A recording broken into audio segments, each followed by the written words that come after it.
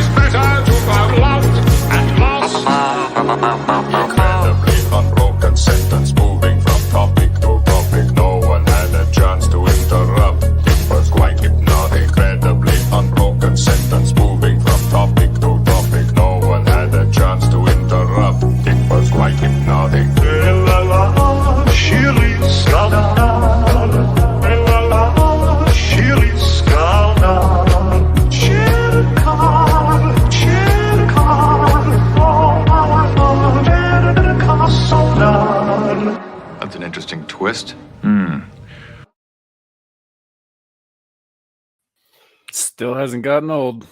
Nope, it hasn't. Ladies and gentlemen, welcome to Star Trek Engage on Sundays. This is basically where we talk about Star Trek and we just lounge about. I'll tell you what, I'm doing a whole lot of lounging right now. What's going on, man? Oh, not much. You know, this will be my this is my fifth stream in the last 48 hours. Yeah. So I did after yesterday's Screaming into the Void. So we did the Friday night show and then Saturday's afternoon show, and then I had a show with Amira that was really good, by the way. You should go check it out. Okay. Then I after we got off there, I went to the bathroom, came back, checked my phone, and Squatch was live, which for him is really late. So it, you know, I made a couple comments. He's like, get on the chat or hit the link, and I was like, okay. So I was on there with him for another hour and a half. Yeah, I saw that you shared that. I was like, holy shit. So yeah, I mean, in the last 36 hours, I did Friday night's Royal Rumble, then I did Ball Busters, then Screaming into the Void, then Vets Talking, and now this. And it's like, yeah, we were chatting for a while after he shut the stream down too, and eventually I was like, look guys, I gotta go because I have to do homework for my next stream. Yeah. It's like 3 a.m. I'm watching this episode at like 2 times speed, trying to take notes and keep my eyes open. Yeah. Trust me, I've been there. Did you want to talk about this real quick while we have a chance to do so? Yeah, absolutely. Caucasian Sasquatch is a friend of mine here on YouTube. Like I just mentioned, I was just on his channel late last night. He's been on my channel. Um, um, an associate of his has passed away recently, um, and the family has no money to pay for a funeral. You guys know how funeral costs are for even basic services. Um, so if you can, you know, please do help. Every little bit helps. I think they're looking at capping out around 15,000, and that's like basic minimal stuff. So, um, yeah, So I put it in the chat. Hopefully the link it goes through. So it looked like it went through on mine. So I don't know about anybody else's. I haven't had a chance to check. But yeah, it's any little bit helps. Obviously, we know that I think all of us know that times are tough right now. Inflation is murdering everybody. So if it is if it is possible, we appreciate it. So yes, thank you for that. But let's actually say hello to everybody in the chat. We got people lurking, which is always fine, no problem. I mean, that's what we're here to entertain. So we got Horny Alf who says be there in a bit. He's running fashionably late. Fashionably late. Ladonis Dragonstorm says, hail the chat, hail. Absolutely. Thank you, sir, for listening in. So we are simulcasting to multiple platforms. We're streaming to my Legion Talk channel. We're streaming to Samiel the Infamous, Horny Alf's channel, and we are also streaming to my Legion Games 2076 Facebook page, and also both to our Twitters, aren't we there, Samuel? absolutely. And speaking of Horny Alf, he should be joining us as soon as he is able to. Awesome. So however, our red shirt may have fallen by the wayside today. Yes. Yeah.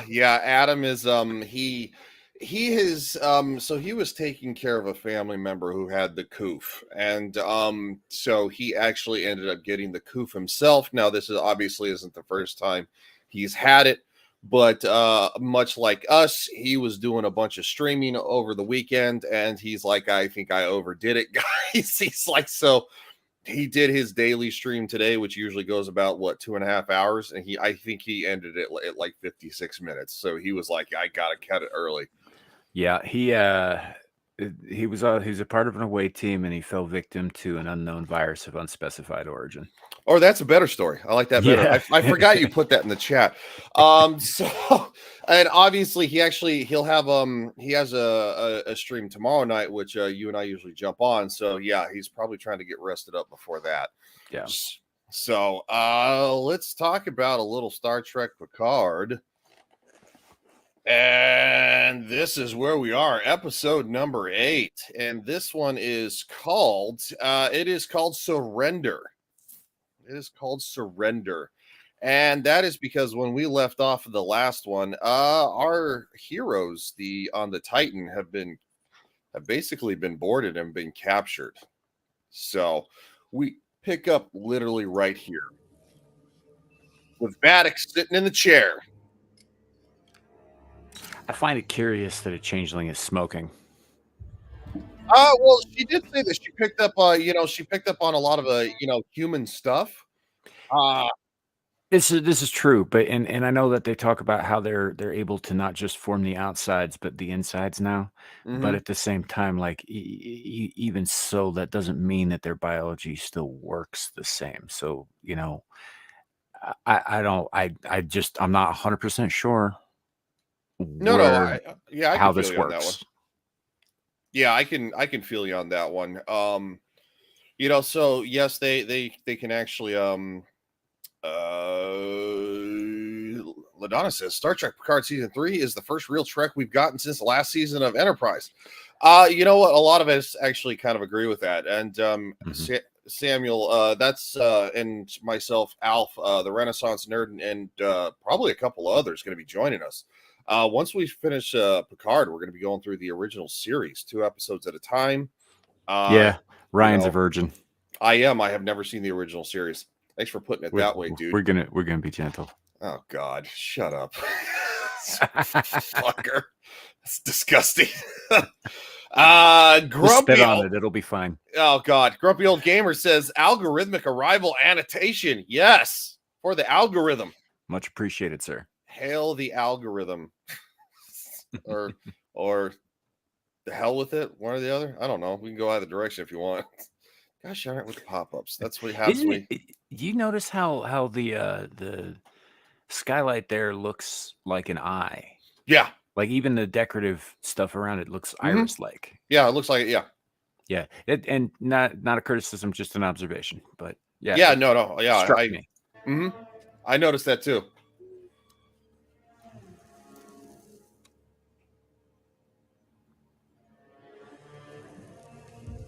Amanda Plummer hams it up so much in this. Let's start by taking know. their eyes.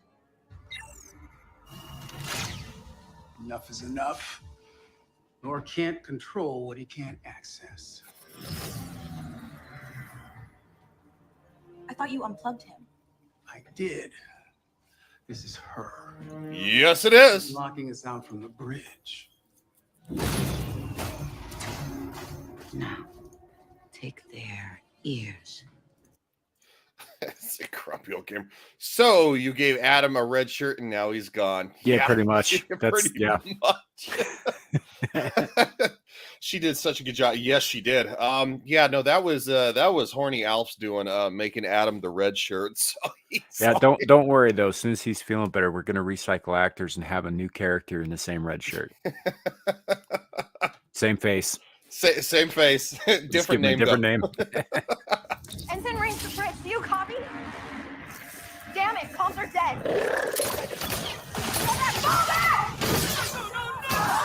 Take the very road ahead of them. This is a very dark scene. It is a very dark scene.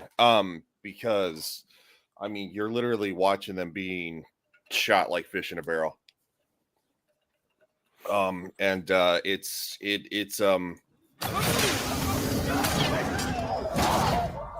Yeah. I have a criticism here, actually. This struck me last night while I was watching that. If you listen to the audio in the background, hey, Alf. Hey, buddy.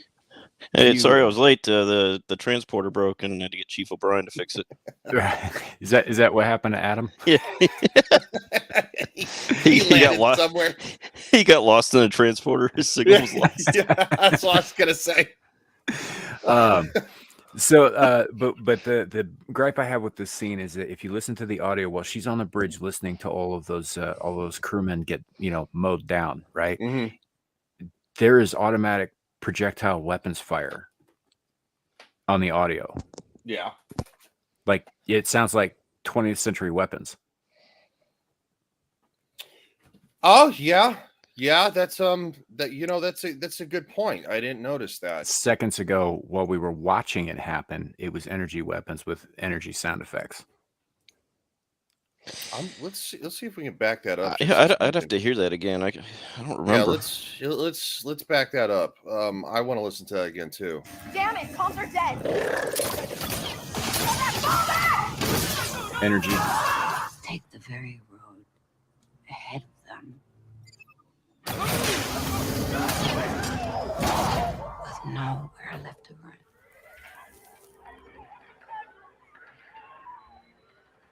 You hear those rapid pops? Yeah. Well, I mean, the energy weapons do make a slight pop noise, though. Maybe coming because it was muffled and coming through a transmitter, it just sounded differently. You know how sometimes sounds can change when they go through a device. I just watched what was it, Jojo Rabbit again the other day, in the bit where Captain K rescues him at the end and then gets hauled off by the Russians, and then you hear those sounds. It's the same sound effect. Oh, okay. Probably in all honesty, I think that's a great, I'll say connection to make there, obviously, but I think it was probably just a budget wise, because and we did find out that season 1 and 2 of Picard is getting a 4K release, but season 3 is not getting a 4K release because they cut the budget. So no one's gonna buy those first 2 seasons. No. no. They're just wasting their time making them into 4K. Yeah. So They're gonna end up in the same landfill as the ET video game. you're gonna find them in the $5 bin at fucking Walmart for a 4K blue season. Like, so no. But yeah, that's totally legitimate. They cut the budget, so I guarantee that's probably why they use that sound effects. Yeah, tell you what, Paramount, if you go out of your way and you put season 3 on physical media, right? If you do that, I will buy it. Yeah, agreed. Fuck season 1 and 2 though. Yeah, agreed. Yeah, those seasons didn't happen. Access the ship's security comms from here. I'm trying, but the bridge is locking us out. Transport security, everything. Real quick, this Caucasian Sasquatch is complaining he can't see your face, Ryan. Oh, is he really? Yeah. This is he says, but I can't see you. I am unsatisfied. Yeah, this is our lazy stream, man. Give me the money shot specimen. Oh my god. What is wrong with you, sir? He's got a man crush. What do you want? Well, you know what? He can tune in tomorrow night. I'll show my face then on both streams. Give me the money shots. That's so terrible. He's not gonna. He told me last night he's not gonna call you Ryan anymore at all, or Legion. He's just gonna refer to you as Specimen with capital S. All right. I don't know why. Because you're a specimen. All right. I've never been called that, but author Stephen Walton says I wouldn't want it to F with seasons 1 and 2. Yeah, you're not the only one, dude. Nobody does.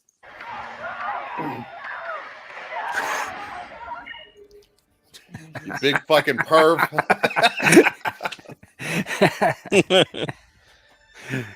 I gotta point out that she's actually smoking a real whatever cigar, cigarette, whatever it is. When is the last time you've actually seen someone smoke a cigarette or anything on TV these days? That's true. It's like they're too afraid to show it.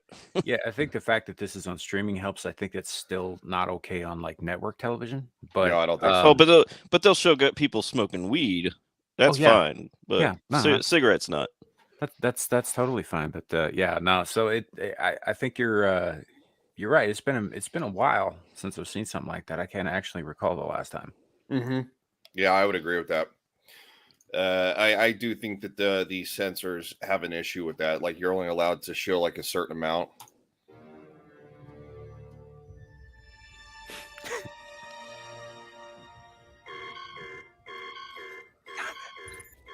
I actually really liked the I don't know if she's a lieutenant. I think she's an ensign. Standing there with the yellow shirt, and she's being as stoic as possible, but that tear just escapes her eyes. I like that because it shows that she's dedicated to the decorum of Starfleet. Mm-hmm. But she's still feeling the scene. She's still feeling the moment and the fear. Yeah, it showed a lot of expression without having to say anything. Yeah. Well, yeah, it's kind of like one of those things you can show emotion without actually physically needing to say something. Like, what a concept. Unlike a Discovery where they have to say everything while they're crying. Oh, I still haven't continued to watch that. That should tell you something right there. I don't know if I'm going to be able to do it. Your control, but we'll lose everything.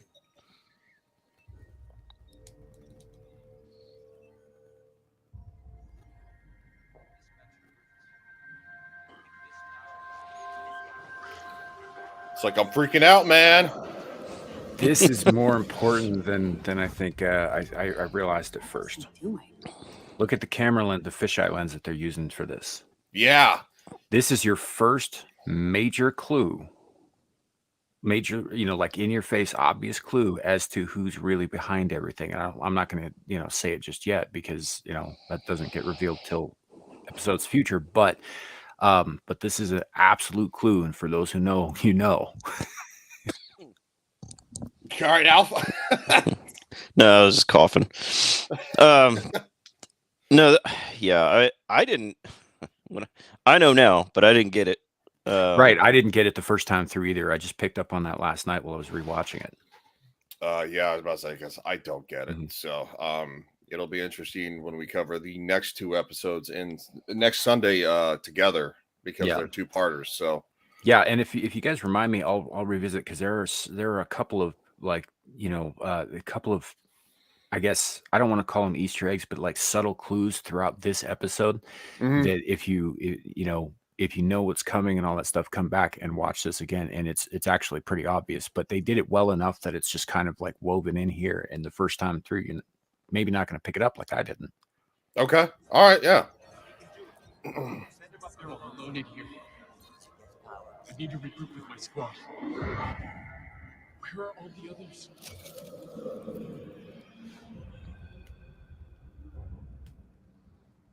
Yeah, this is interesting.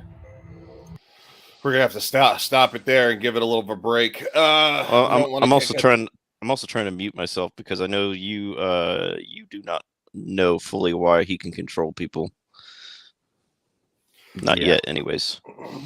Squatch says, have you folks covered Loki yet? If I want in, if not, are you talking about the previous season of Loki? Because when did Loki come out? Was that last year?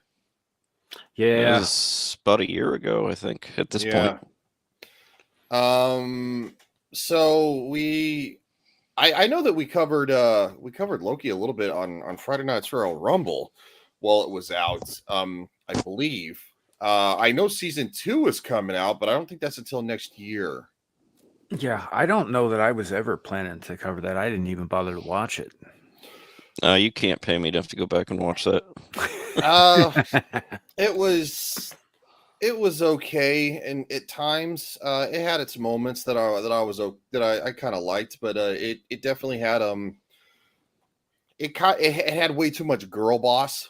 And the reason I say this is because Tom Hiddleston's female half is like the bestest ever.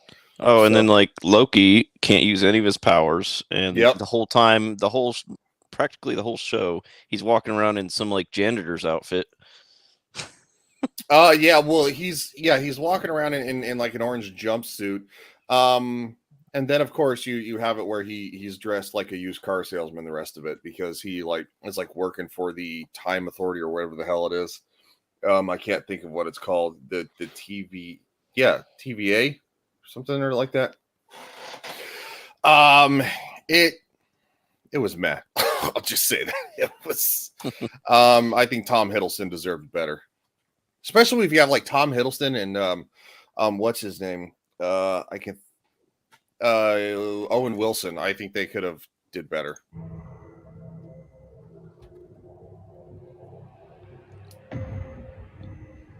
Yikes! She did. She really did. Well, she's not.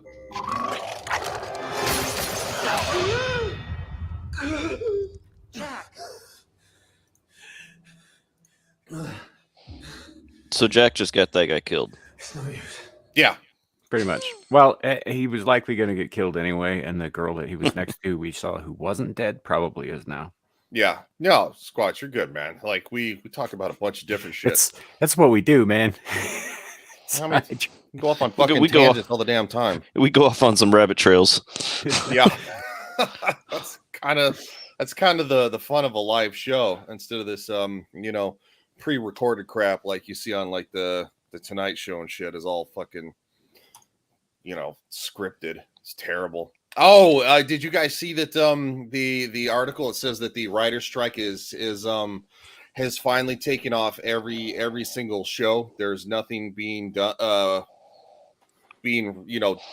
more. No, but it was a matter of time. Well, yeah, once the actors stopped or started striking, we knew everything was coming to a halt. Yeah, everything's been halted. Yeah, they've been going for like 2 months now. There's no negotiations happening, no nothing. Everybody's just sitting on their hands. Yep. If you don't have a YouTube channel, now's the best time to start one. Absolutely. There's gonna be no entertainment left out there. No, there's literally no entertainment, and there's no end in sight. Well, you remember back in the early days of YouTube when it really started taking off was right about the time of the last major strike. Mm-hmm. Yep, because that was what 2008, I think. Yeah, it's 2008, and YouTube started in like what 2007. Yeah. 07. Yeah. So no, I would agree with that. There's not going to be really And they're saying this could go till Christmas. Oh, I've heard. I bet you it goes longer. We're gonna explode. Fuck you, Hollywood. Yeah. Good job. She's locked us out, seized control of half the bloody ship. Titan is hers now.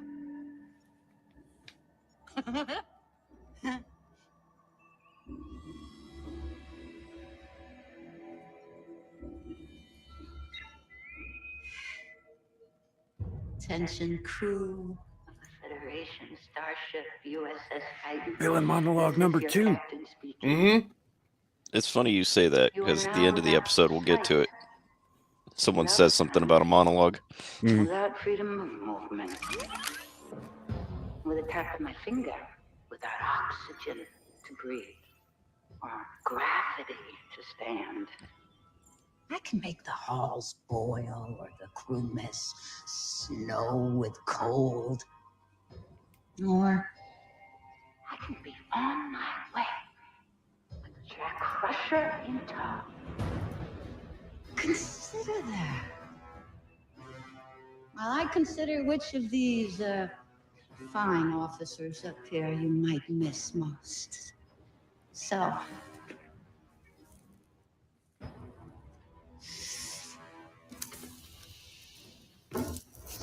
Jack Crusher, to the bridge, would you please?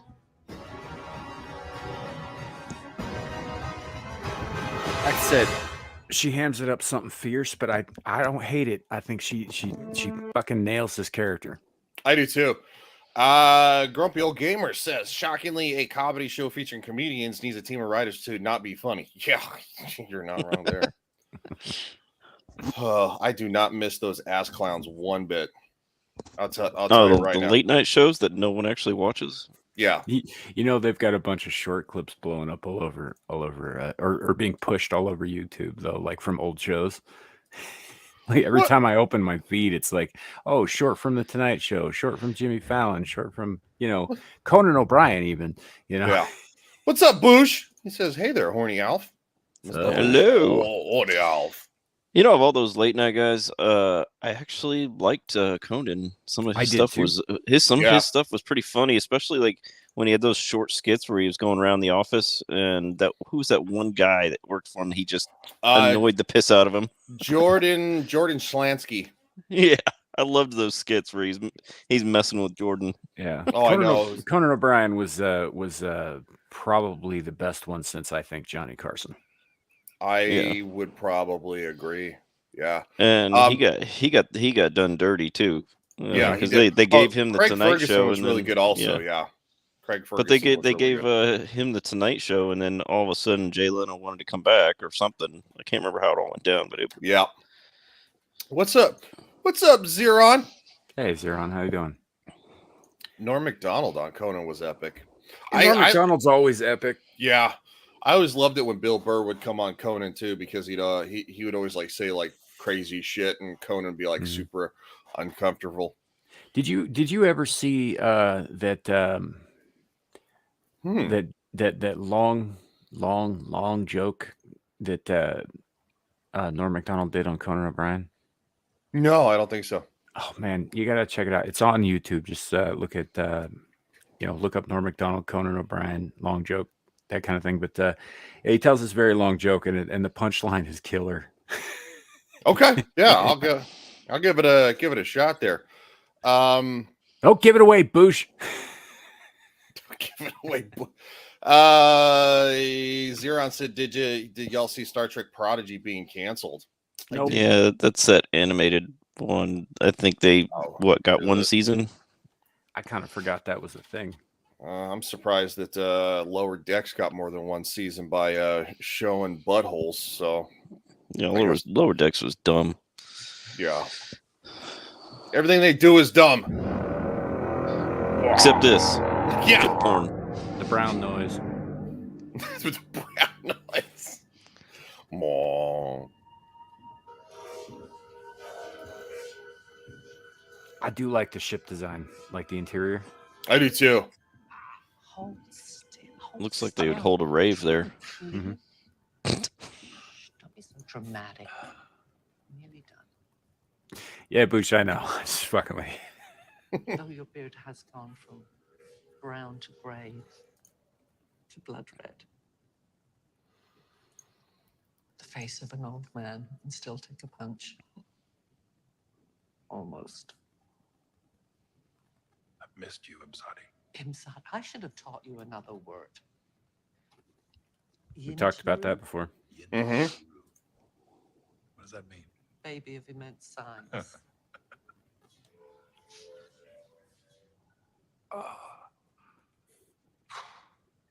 You've changed.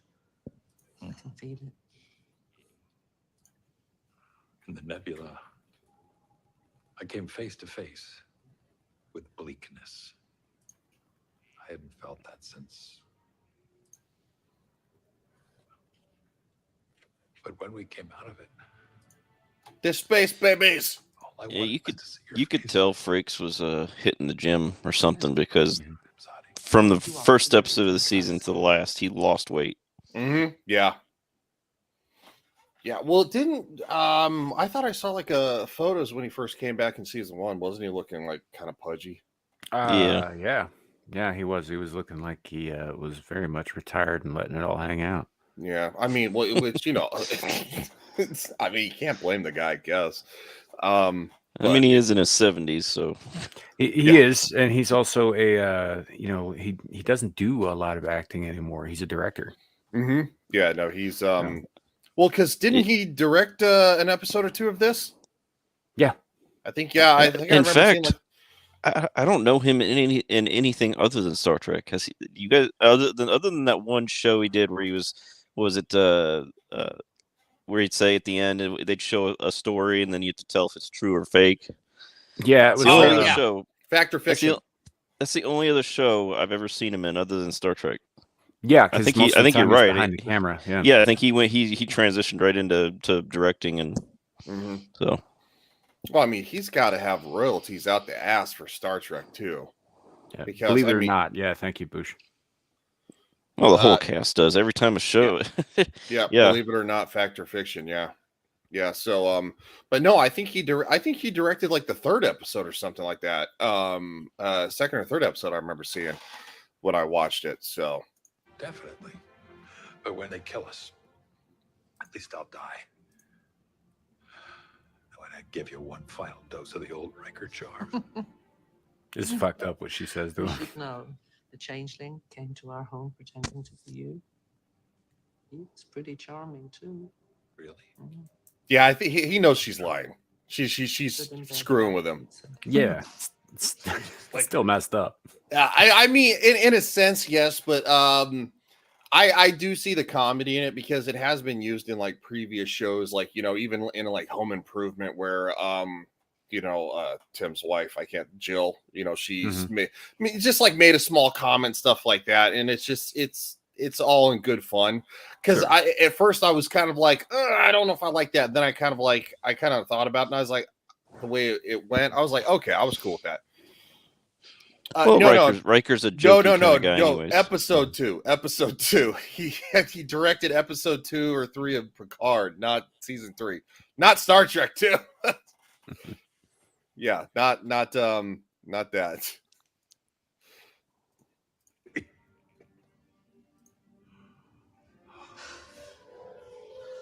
I knew they were imposters the moment they arrived, even though I can't really read changelings. They're different. Yeah, we know. Evolved physiology. Well, most of them have left the ship with their leader, along with her rage and her anger and her vengeance. Just a second ago, she said she can't really read changelings. I'm a compromised cult. I mean, but if you've talked to her for probably more than 5 minutes, you can know she's an angry, vengeful person. I think this is true, but like just the way that Deanna says that whenever she talks about emotions, there's a difference, like, and I'm talking about the character now. There's always a difference between what she observes physically being displayed and what she actually feels intuitively. Mhm. Right. So when she is referring to feelings, like she emphasizes the emotions when she talks. When she's just referring to like somebody's behavior, there's a lot less emphasis on the emotion, even when she's using emotional terms. There's actually a pretty good TNG episode where she loses her ability to read people, Mhm. and for a Beta Z, that it can make them go crazy. Like she was like having a mental breakdown because she couldn't read people. Mhm. Yeah. Yeah. And she's only half. She's not even telepathic fully. She's empathic. Right. Maybe just like an acting or directing kind of an oops, maybe. It might be. It caught me off guard when she said it like that. I'm just like, but you just said you can't really read change leaf. Like I know she gets like something off them, but it's hard to identify. Then again, she did say these were different. Yeah. I mean, I guess if they're a little more, maybe if they're able to take more humanoid, more like human type form, maybe there's a difference there. Maybe they form like a kind of nervous system that she can read. I don't know. Maybe. I mean, we're just speculating, of course. I couldn't let him torture you anymore. I just couldn't. And I knew Jean-Luc would know what to do.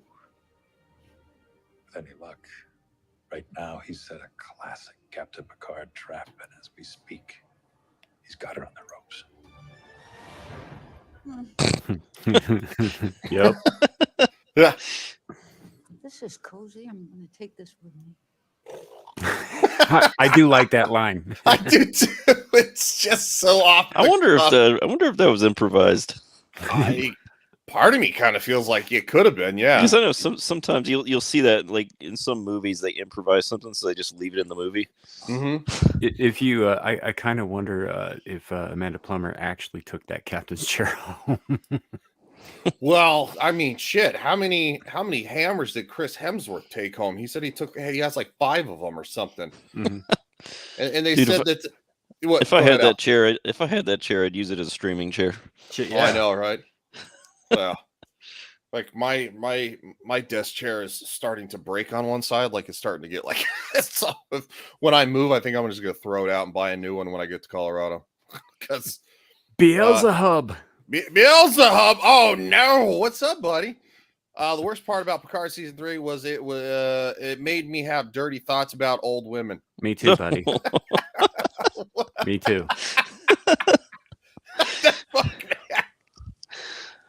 What? Crusher looks good. I don't know. She's not bad looking for her age. No, and I mean, gosh, who's the youngest one? Would you say probably 7? 7? Yep.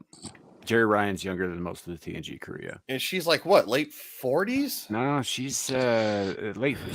I think she's actually very, very early 50s. Okay, well, she looks fucking good. Yeah, because she was in her early to mid 20s when Voyager began, and that was in the mid 90s. I want to mention I'll be on with Beelzebub or on that channel at 6 Central Standard Time today. Yeah, I just wanted to give a shout out. This is our friend and one of the Legion of Memers. This is The Devil Made Me Do It. This is his channel, Beelzebub. I was actually on his very first live stream last Sunday. We did ranking scary movies. It was a lot of fun. So please go over there and subscribe because he's a good dude. We really appreciate him over here. Yeah, absolutely. He's a killer at the memes. Killer. I met him on Adam's stream a couple weeks ago, and I was like, yeah, I'll subscribe to you, getting started on all that stuff. And he's like, okay, and he puts the link in. So I click on it and go to his channel, and I read the name of the channel, and I just started laughing on stream. I couldn't help it. Yeah, it's a brilliant name. It is a brilliant name. I also think everybody's gonna recognize that little avatar. Right. Yep, that's why it's so funny. Yep, that's the best part of it. So, pop up. Gosh darn, another pop up.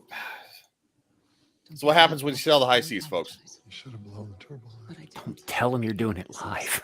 I don't care. Fuck them. Whatever. What are they gonna do? They're gonna take the stream down 30 minutes afterwards. Like, Oh, wait a minute. They already do that. yeah. You are a Starfleet officer. You don't have the luxury to only make choices that feel hunky-dory. Everything has consequences. Consequences like saving your life. Commander. My name is 7 of 9.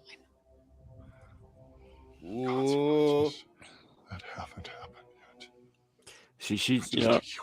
I like she's so Shaw. focused on her. She is right here though. She was so focused on it's like, how about a little gratitude, and also this is my real name, that she's not hearing what he's actually trying to tell her. Mm-hmm. Yeah. Something she should already know as a Starfleet officer. Yeah. I like Shaw, the character Shaw, but he had a rough go on the show, and Ryan hasn't even seen everything else that happens to him yet. What is up, Lou? Hey, Lou. Hello. Here for the algo. Well, thank you very much. The algo appreciates it. Have a great rest of the Sunday. Thank you very much. You too. Much appreciated, Lou Castley. Always Yeah. good to see you. Yeah, She's a nice lady. Sometimes she makes dirty jokes about Ryan. Yeah, she popped up last night as we were talking about that she's a very nice lady with a very dirty mind sometimes. Great channel, by the way. Go check her out, folks. Yeah, she teaches Spanish.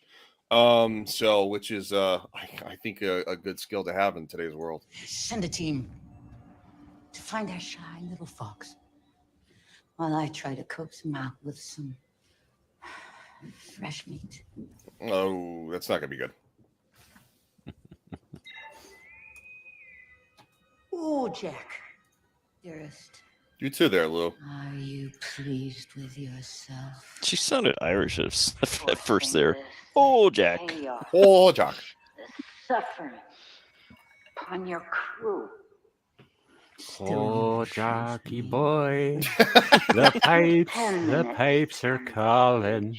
Or I'll execute one crew member for every 10 minutes that follow. Starting. Well, now. Like there's a like a gleeful menace to her. I love it. Mm-hmm. Yeah. Because I really like the fact that when she's like, I'll start killing it and starting with, and she just kind of looks at it, she's like, oh, well, which one do I like the most right now? It's just like there's a pleasure in her acting, for the portrayal of the character that is good. Yeah, I think not just with the which one do I like the most right now, but which almost a sadistic little like which of you is going to look most like a grape when I pop your head. Mm-hmm. Yeah. Yeah, she does that very well. I'll not let you go up on the bridge. Jack, don't sacrifice yourself. Once Vatic has you, she will destroy the ship before taking you wherever the hell she aims to take you. Where else can it be? Where else would a changeling reside but the Great Link? A home world for their kind. Vatic intimated revenge. Her focus on who you are suggests that she has something more infinitely complicated in mind. Okay, well, let's be clear then, shall we? I am not a changeling. I have never changed into or from anything. I am who I am. A talker. Not sleight of hand, but sleight of words. All just to distract from this feeling that I've always been different. But not like their kind. No, not like that. Not in that way. It's very good, his acting right here. Yeah, this is a good performance. Mm-hmm. And if I tell you something, both of you, I need you to swear to me. Of course, darling. I can assure you, Jack, I'm here. I didn't even know what he was going to say.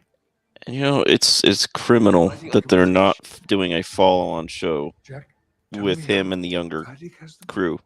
Yeah. You know what? Well, you never know. Maybe. Well, now that the writer strike is in full swing, I don't know. Kind of a long lull is a killer to anything.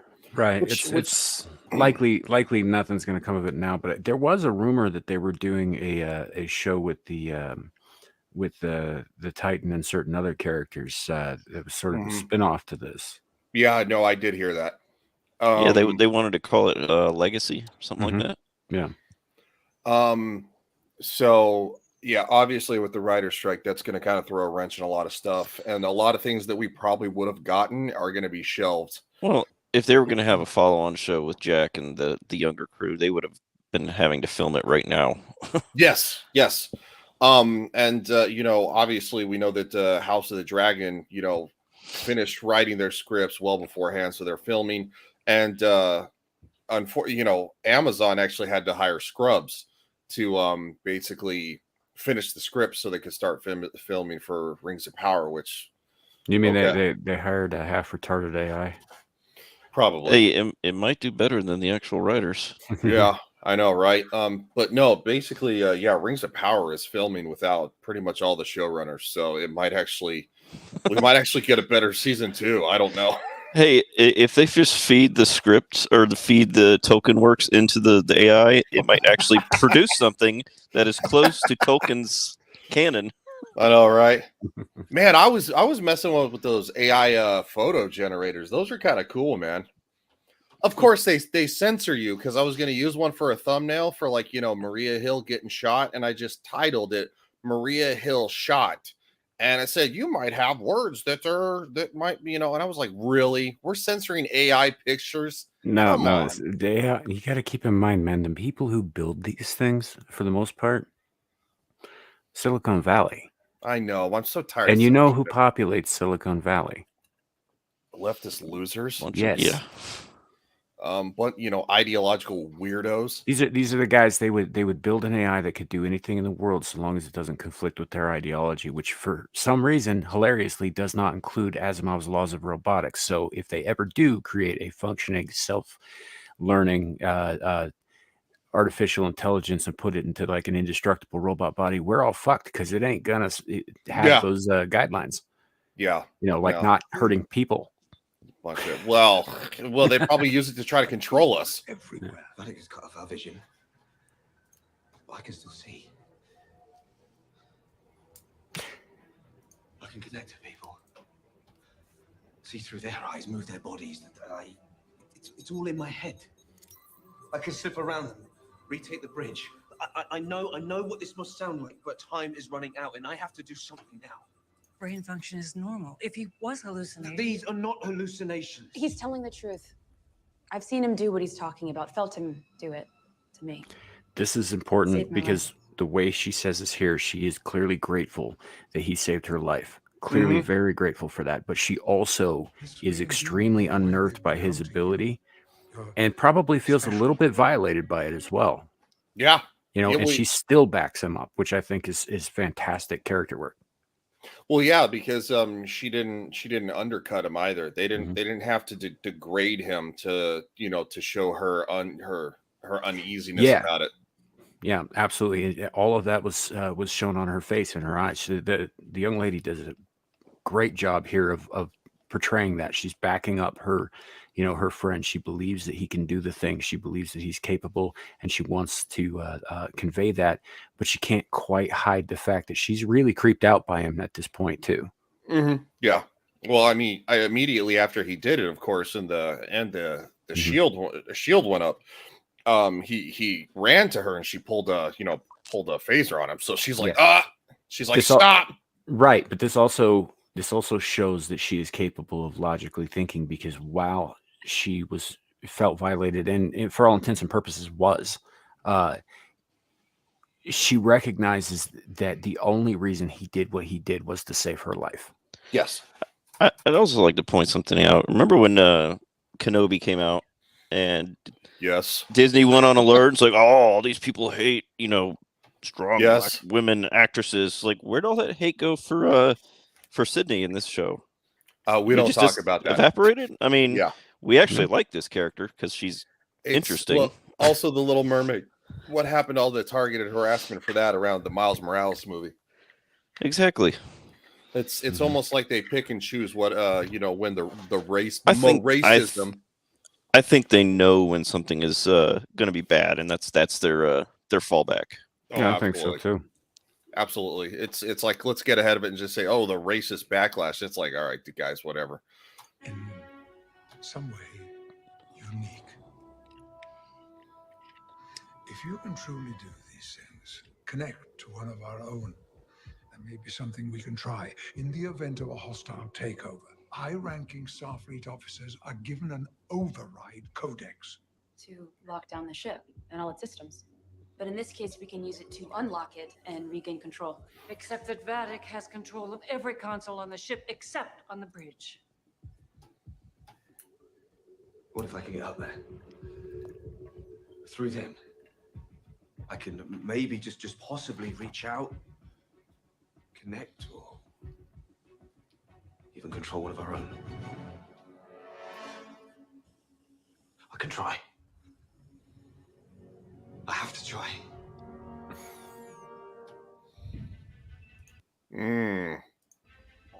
Yes, son, I fully endorse you mind raping our officers. Mm-hmm.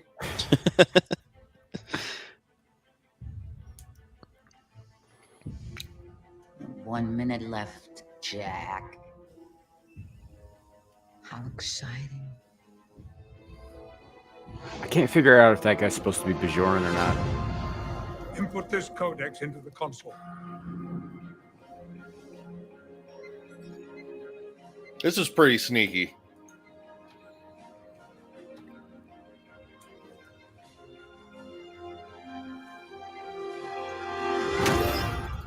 Until, oops! Oh, but it's too late. It went How through. Did you know? How did you know Jean-Luc Picard's override codex? Unless... Oh, my. Is that you in there, Jack Crusher? Look at you. Finally living up to all your potential.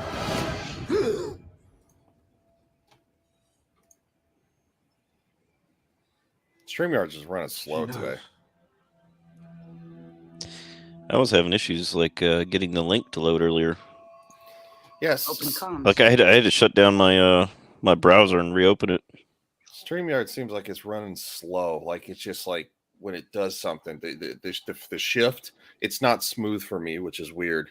I'm wondering, because we're talking about the writer's strike earlier, when we're talking about how, there's probably going to be an increase in YouTubers and content creators and that sort of thing. And I wonder if it's a traffic issue.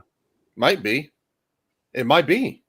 Yeah. StreamYards has to have their own servers to run all this. So yeah, I was actually Samuel, was it you and I that were talking about that? Because we were laughing about the fact that had issues.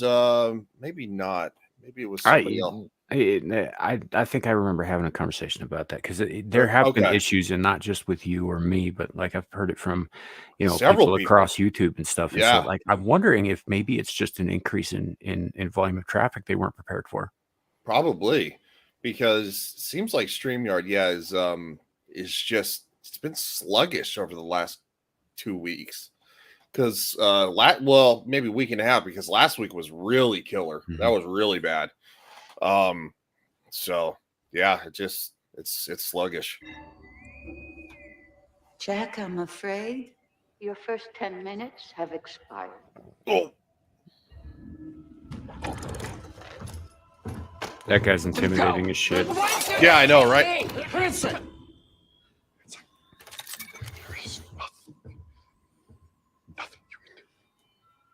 He's right. What's your name? Ensign Cova Renesmar. Communications. USS Titan. Jack, don't. She was the one who was tearing up earlier too, and she's still on her knees, maintains her composure. Yep. And you? Lieutenant Matthew Arliss Mira, tactical. No. Hmm. Tell me something else. Tell me about someone who loves you. My son.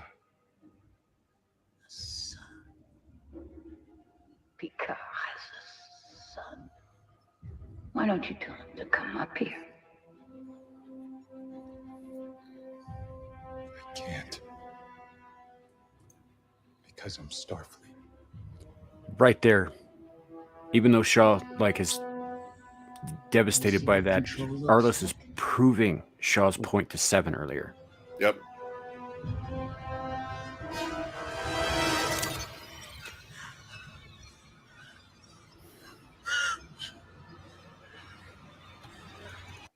Gotta pause it. It's got to. You can't go. Yep. This is a very intense, very well done hostage situation scene. Yeah. This episode is also riddled with very tense moments too, which really kind of captures you and brings you into the episode. It really envelops you. It's really well done, I think. And as we've kind of talked about, when we first started watching that, after you said after 3 or 4, Samuel, that it only just gets really good after that, and you continuously.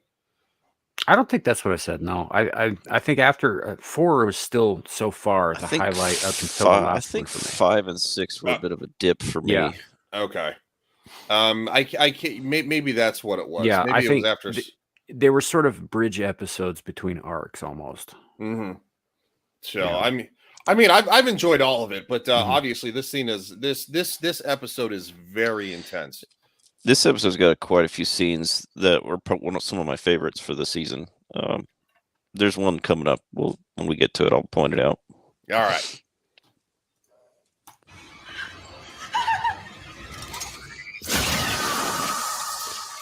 Yeah. I mean, who doesn't want to do that to Vulcans on occasion?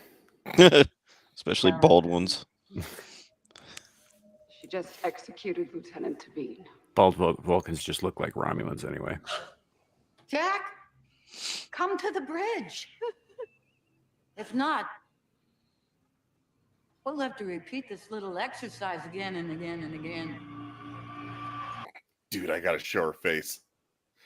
Look at that face. Yeah. It's creepy. It's like saying, please don't come up to the bridge. I want to Yeah. kill more people. Yeah. I do appreciate that she pulled the trigger herself. I do too.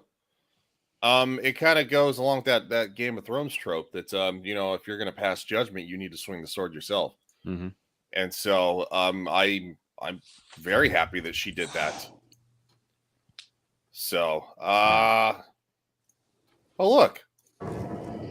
Ooh.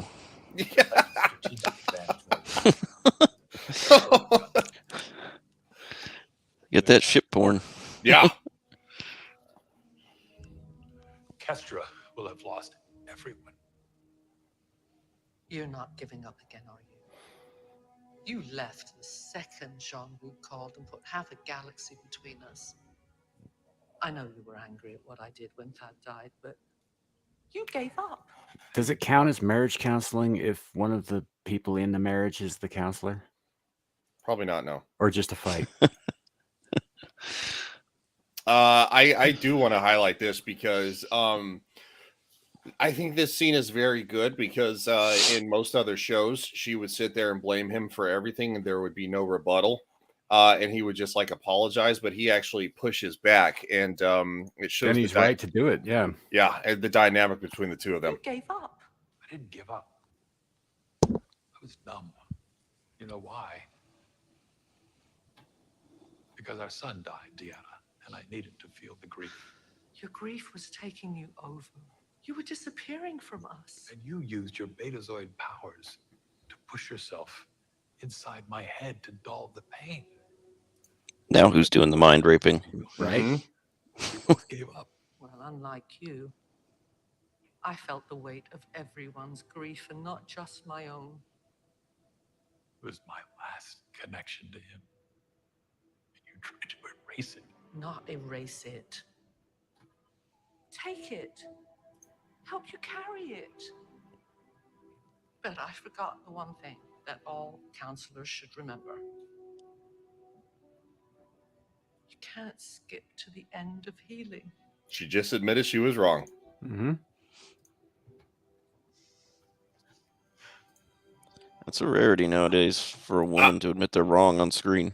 I know, because they don't write them that way, because they don't take into account real life relationships where, women actually give a shit about the person that they love and they will admit when they're wrong, like that's how a relationship works. But Hollywood just has to, women are the bestest.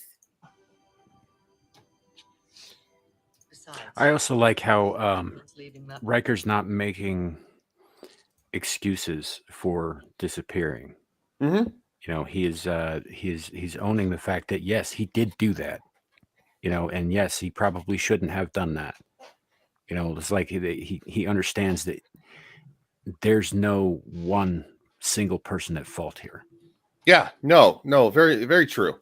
And I wouldn't, obviously she shouldn't take all the blame. It's just, it's nice to see that they both realize that they made mistakes and they're sorry and they can come to, Right. And that's kind of what I'm getting at, is that they so while he is pointing out where she's at fault, he's also admitting his own, which in today's writing, even if they put it in a situation like this and she admits she's wrong, normally the other character would just rub it in their face and crow about it.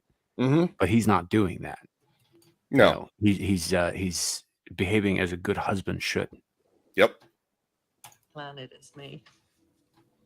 I thought you loved him. No. We went there for that, but it's not really my cup of tea. Honey, it's not mine either. That house, it's like it was designed by a cabal of retro prairie hipsters. I love that line. It knocks on so many people today. By them saying this, they're basically trying to erase that whole scene where they went to their house and that cabin or whatever, which was dumb. So another instance of them trying to. This isn't as big of an issue, but they're fixing stuff from the previous seasons. Mm-hmm. Yeah, they do that quite a bit during this season. Well, and here's the other thing. It's like so the previous two seasons are chock full of modern day politics, but only from one point of view, right? Mm-hmm. In this season, there are a number of like little lines and little gags and stuff like that, especially as we come up towards the end, that kind of push back on that and knock on the other point of view. A little bit, which I like, while I would prefer that we didn't have the modern day politics in it at all. There's specifically something that happens. I think it's episode 9 or 10 that Ryan hasn't seen yet, but yeah, you know what I'm talking about. Yeah, Nerdrotic made a very good point about it, equating it to something else. Yeah, and we'll get into that when we get there too. But yeah, there is some pushback in this season, and I do appreciate that. Because I'm petty, honestly. Well, I think we've all earned a little bit of pettiness when it comes to this crap. Yeah. So it's. And also, I hate hipsters. I'm sorry, y'all suck. Fair enough. I mean, it's like your fucking man buns and your lattes and your fucking gentrification. You know what they say? Anything worse than a woodpecker? Is a two-headed woodpecker. That would suck. Two-headed woodpecker. I miss the city when Be like double bass woodpecker. And Frappuccino lattes and people. I miss people. Angry, joyful, complicated people. Why are we there? Because we have to be willing to go through that door to what's next.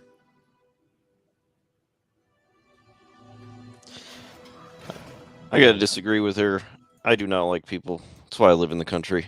Yeah, I about to say I live in a city currently, and I'm still looking forward to moving. When I went to the Dallas meetup, it just reminded me of why I don't like living in big cities. Yeah, I'm good without the big cities, to be honest. I live in a relatively small city myself, and part of the reason for that is the same reason I don't like people.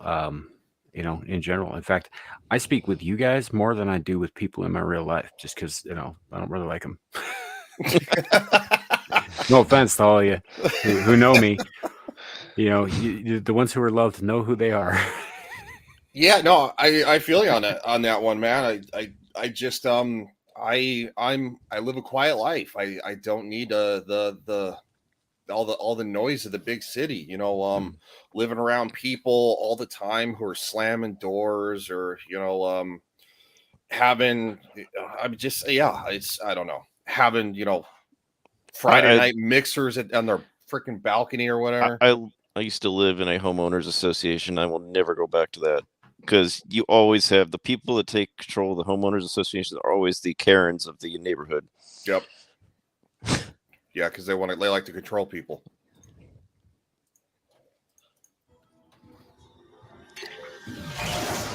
Don't touch her here.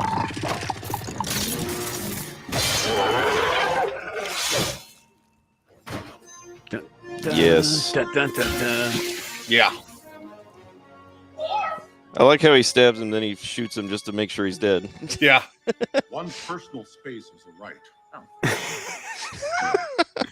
I have counted the days since I last saw you. Like waves in the ocean. Ryan might not get this. And unending. There was a period in late TNG where Worf dated Deanna before she married Riker, and that's where this is coming from. Yes, I want to say it was. I want to say it was the last season. Yeah, of TNG because they were still dating when the show wrapped. Yeah, I never finished TNG when I was younger, so that's part of the rewatch through is because I think I only got through like 6 or half of 7. No, how many seasons are there? 7. 7. Oh, so I got halfway through 6 because I remember. Okay, so no, I had no idea that was a thing. Yep. So he dates her. I think Alf, you might be right at the close of TNG, but he gets transferred then to Deep Space Nine. I think in this 3rd season, and eventually marries Jadzia Dax. Yeah, I had no idea. Didn't Jadzia, the character, anyways, die in like season 4 or 5, and then they replaced her with Ezra Dax? It was the end of season 6. Ezra was came in at season 7. Yeah, sorry, Brian. Big spoiler, but there it is. No, I mean, and the only reason I brought up Jadzia was because it is interesting that he's thinking about Deanna, and he right here, years and years and years later, instead of his late wife. Yeah. Well, I don't think it's in the same context as that because it is addressed with some jokes. Right. And, so I think that they focused more on the next generation. Well, they set it up. They set it up for Riker to say what he says after. Yeah. Which is pretty funny. It is funny. I do like it. I like that interaction. I have thought of your empathic gifts often during my self-evaluation. Well, that's wonderful. Inappropriate. The work that I've done on myself, the level of sensitivity that I have achieved, has been in more ways than one. Is this a rescue mission or a continuation of the torture? That's the best part right there. It's like, dude, you do know that she is still married to me, right? Oh, I do like that. That's funny. Worf and Riker's interaction throughout the rest of the season is fantastic. I know it is. It's. I really enjoy their interaction together. It's so funny. You must leave. First, there's something you must see.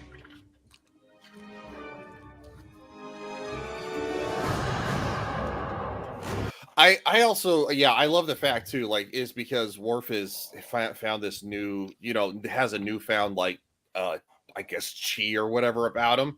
It's just so funny because like Riker just doesn't get it. He's like, I don't understand what happened.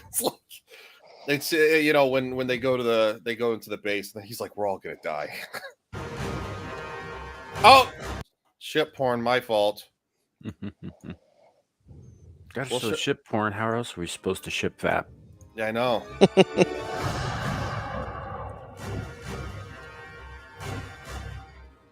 What other choice do we have? We all know this only ends by me going up to the bridge and turning myself over. If I stay here, eventually she's going to find me, but if I go, at least there's a chance she'll spare the rest. Jack, please don't do this. It won't solve anything. I've tried everything to regain control of even just one system. In a year, I could write a code that could maybe override her commands. In a month, my father could do it, but in minutes, we need an asynchronous AI matrix capable of computational speeds beyond 90 trillion operations a second. Wait a minute. We have one of those. Right. And also, we have a young woman saying, "Yeah, I'm not up to the task," on a modern Trek show, And she also said that her father is better at it than she is, and still not up to the task. Yep. This was Discovery. She would have shoved the man out of the way and done it herself. Yes. Yeah, and then caused the collapse of like 18 civilizations in the process. You mean starting an intergalactic war and still being like, "You're the only one that can save us," and it's like, what caused this? We should serve your head up on a platter to these people to say sorry. God, that show.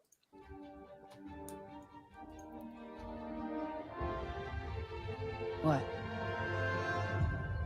Data, can you hear me in there? Or am I talking to Lore?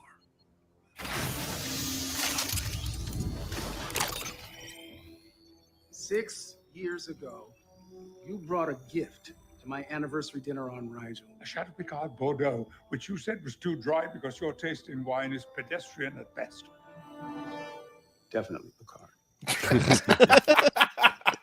Does that remind you guys of that scene from X-Men where Wolverine comes around the corner and Cyclops is about to blast him? He's like, "Whoa, it's me!" And Cyclops is like, "Prove it!" And he's like, "You're a dick."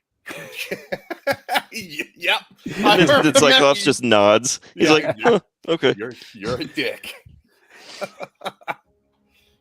Geordi, we have a plan to regain control of the ship. We need your robot friend to talk to the ship, access its systems, and override Valley's. Also, just for the record, I think all of us on this panel can agree that it also kind of reminds me of a certain individual who's also severely butthurt over paranormal activity, calling us Philistines. Dermy, we're calling you out. Yeah, you little fucker. Watch him do a rebuttal video to every one of the ranked. Oh my God, he's probably going to. I hope he does, man. That'd be great content. Fucking hysterical. Alf, were you there for the part of Ballbusters when he fucking played the whole entire video at the intro? Yeah, he played it all at the beginning, right? That was his intro. People were about ready to bail. I know. So everybody started. Because I was watching the chat and everybody's just like, "What the hell is going on? Are they live?" And I was like, "Yes, we're live." That was an epic troll. God, that weirdo. You say what you want about Derby, but that kid knows how to troll. Oh, and he knows how to troll good. And of course, at the same time, he caught so much fucking shit the rest of the stream. Troll me real good. Yeah, that kid likes getting trolled hard.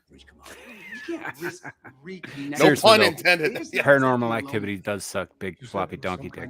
Yeah, it's really not that good. I never saw any of them.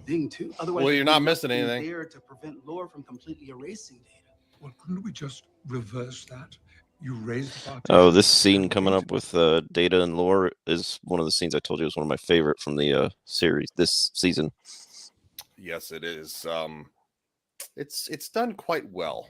Erases Lore, then takes control of the ship. Data's ethical subroutines don't permit him to take a life of any kind. That's we're out of options. No. All right, this is gonna take time. I can get you time. I think that ethical subroutine thing might have been upgraded or something, because there have been times when Data is killed, usually in battle. There was there was one episode, I think it was season 2, where he killed a guy, and I don't remember what the reason was, but it wasn't like justified, but it kind of was. And when he went back to the ship and Picard asked him about it, he said he basically lied to Picard. Well, kind of not lie. He half-truthed it and said why he killed him or something. Wasn't that the guy who bought him for a collection? Yes. Yeah. I can't remember his name. He was played by Saul Rubinek. He didn't have to kill him, but he killed him. Yeah, he did. Because he killed a woman right before that. It was almost bad guy. vengeance motivated. Yeah, that's what it was. Because it was, yeah. And it was kind of out of the norm because they were surprised that he did it. Mm-hmm. Yeah, and because the whole logic of vengeance is kind of lost on machines. and so that was it was a much more human response from him than anybody expected. And then again, it could also be interpreted that Data saw that he was a threat to other people in the future. Absolutely. And was just eliminating the threat. He wasn't necessarily thinking out of vengeance. Yeah, and that's also possible. But even then, like at that point, like if his subroutines prevented him from taking a life of any kind, it would not have allowed him to do that. Well, what's kind of strange is that was the answer that Data gave Picard. I would say it was a controversial answer at best because it was like a half truth. It was like, like asking, how did you escape or something like that. Like, and he said something like controversial, like, oh, he just like let me go or something. And I Data, can't remember what it was. Data can lie because there is an episode later on where they discover a species race that's xenophobic, doesn't want anyone to know that they exist. And the deal that they made with the Enterprise was like, look, we'll erase everyone's memory here, but Data can't, and Data will have to carry on the lie. So basically, he was lying to the crew when they were asking because they thought they all passed out for like 30 minutes, and he said they didn't. So, yeah, he is capable of lying. That's not something in his subroutines that prevent him from lying. But plus he's like I said, in battle, he's slain before, Borg in particular. So I don't buy the line here. I think that's something for new watchers really who haven't seen Data's history. Okay. Yeah, interesting. Okay, we only have one chance at this. When we remove the partition, there is no going back. No safeguards, no backups. Data, if you can hear me in there. I know Kung Fu. Better buckle up. Show me.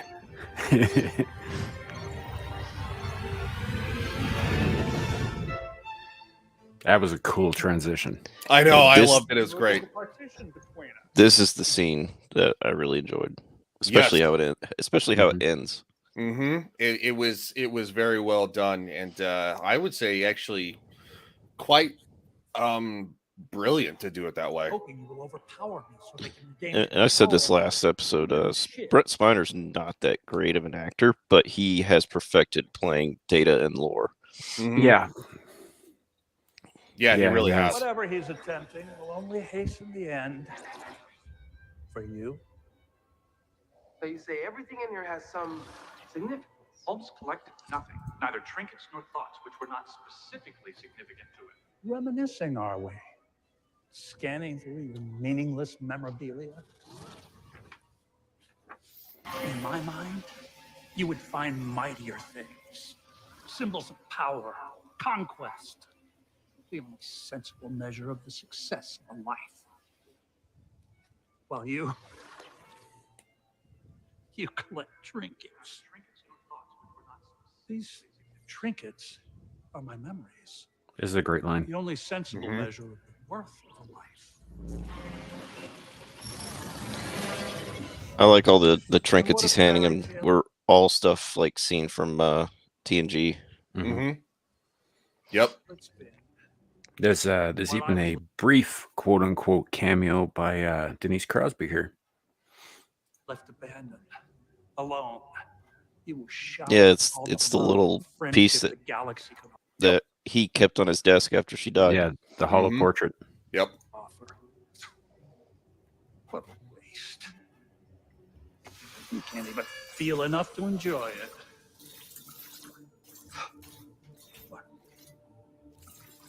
What have you done? I'm overpowering you, brother, as I always could. One life form replacing another. Evolution, my dear Watson. Ah.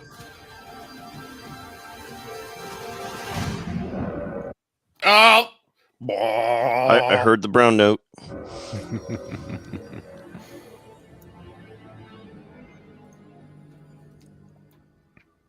Rafaela. Ugh. I I am. I'm gonna play it right now. Oh my God! Who the hell cares? That still reigns true. Yeah, there's a few moments with her in this episode that I'm just like, why is she in here at all? I forgot she was in it. I got to be honest. I think the only reason why she was still in this season was she probably had her contract probably hadn't run out yet. Mm-hmm. Probably. They had to use her. Yeah, and I wouldn't say that the actress necessarily phoned it in. It's just a shit character, you know. That's like, and that ain't her fault. I've seen her do other things elsewhere. She's not terrible. This is just a shit character that I don't care about. That I kind of wish was elsewhere. Yeah, and it's a holdover from the previous 2 seasons that I just I don't. It gives me reminders of the previous 2 seasons, and I just wince every time I see her. Yeah, no, I agree with that. Don't worry, it's still me. And they don't bother to check.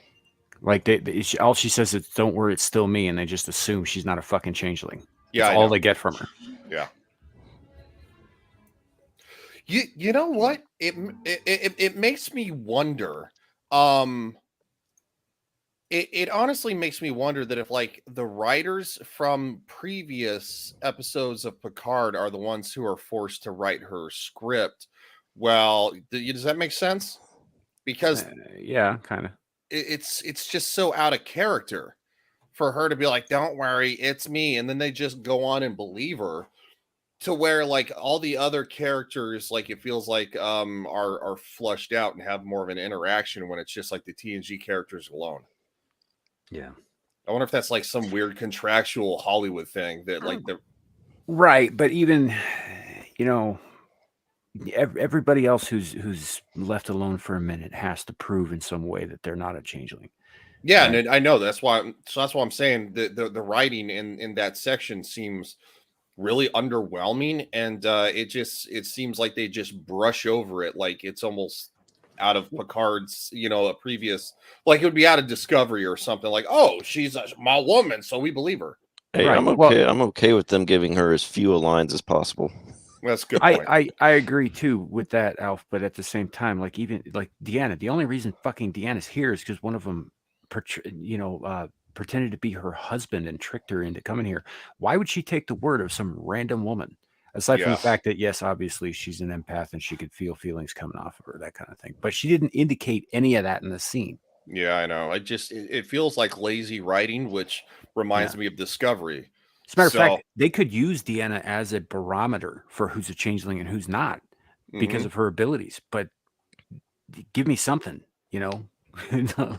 like a nod or a wink. Yeah, or something. It would have been better if in that scene, if she said, "Trust me, it's me," and then they pan over to Deanna and she's like, she nods or something like that. Right. She can tell. Yeah, it just that would have made more sense. It just feels strangely lazy compared to the rest of the episode. So it just makes me wonder if, I don't know, because she's contractually a previous character under a different writing team or something, that they have to have input on what she's does. I don't know. It's weird. It stands out. It doesn't make sense to me.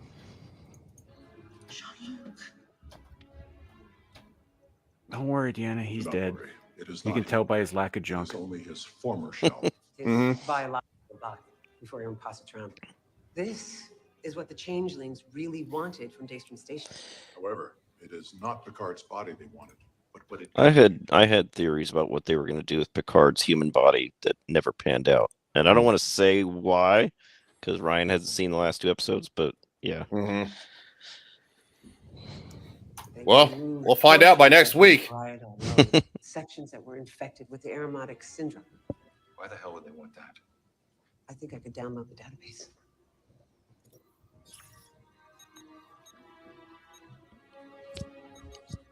Rafi. Deanna. Strange days, huh? You're telling me. Download complete. Roger to Titan. You read me? The shields are up. Comms down. They've lost control of the ship. Your absence has been discovered. We must return to the shuttle now.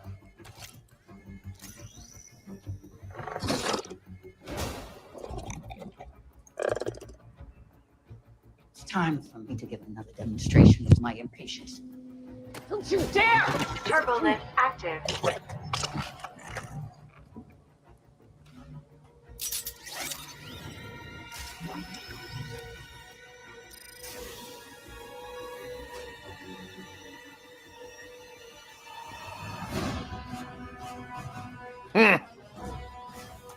I love how he just comes walking out. It's awesome. Yeah, And he's we're got also his hands taking a behind break. his back, all casual like, and like a boss, really. Yeah. He's like he strode onto that bridge like it was his. Like, what are Mhm. you doing on my bridge? Yeah, I really like it. It just I think it shows a presence for the character that it's yeah, I don't know. I really liked it. I really like that actor too. I don't know if what I've seen him in. I don't think I've seen him in really anything. I But think he's pretty new. Zombie Box Reviews. Hell, what is up, Zombie Box? Thanks for stopping by. I have noticed that the more that we seem to stream this show, the less that we get. It seems like the longer we can. I'm not saying I'm pushing it, but it just seems like we don't get taken down as much. I think they were a little more sensitive in the beginning, but Well, now I think we've also been limiting more how much is shown on screen. possibly, yeah. I don't know. I feel like we've had less problems, except for the And claim. I'm surprised. I got claimed last week, but I'm surprised I only got claimed for music. It was after I left the stream. It was a portion where you guys, I guess, where you guys were talking about how the music was awesome at that one action scene, and that's the part that got me claimed, was the music in that part. I don't know if it was the same for you guys, but No, I got the usual shit from them. yeah, they didn't claim anything else but that audio in that one scene. So if they come back and deny my dispute, I'm just gonna cut that like 2 or 3 minutes out manually. Be careful, because if you cut something out, you'll have what Samuel happened. Yeah, we Alf and I he did spoke about this. Yeah, he did the auto cutout. Yeah. Oh, okay. Yeah, if you do it manually, I'll go in manually and cut out that part. Well, I'm a pain in the ass. I'm not cutting shit out. They can fuck off. What was weird is that I had two Game of Thrones episodes 3 weeks apart get reblocked. They said that they rejected my dispute, so now I'm appealing one of them, which has happened before. But it was just really weird that two of them 3 weeks apart, but the episode in the middle was good. It's like they're so inconsistent. You want to hear what's funny about copyright claims? I got one on my main channel on a video that I did probably 10 months ago, maybe longer. I wonder if you are a regular with disputing claims. I am. Do they put like shadow ban you on YouTube because of that? Like you get a stink on you because of how much you dispute? Maybe. I don't know. I really don't know. I could see YouTube doing that, but I don't know. It's been weird on my end. So like I don't know, Alf. Maybe I do know that I'm still waiting to hear about whether or not they release episode 3, but episode 4 got released. Okay. And episode 5, I haven't appealed it yet. It's still blocked. But yeah, I don't know if it leaves kind of like an effect on you if you appeal it too much, but whatever. I'm not going to stop doing it because I'm not going to play their games. Baby boy, I was sure you'd decline my invitation. Oh, my mother taught me better manners than that.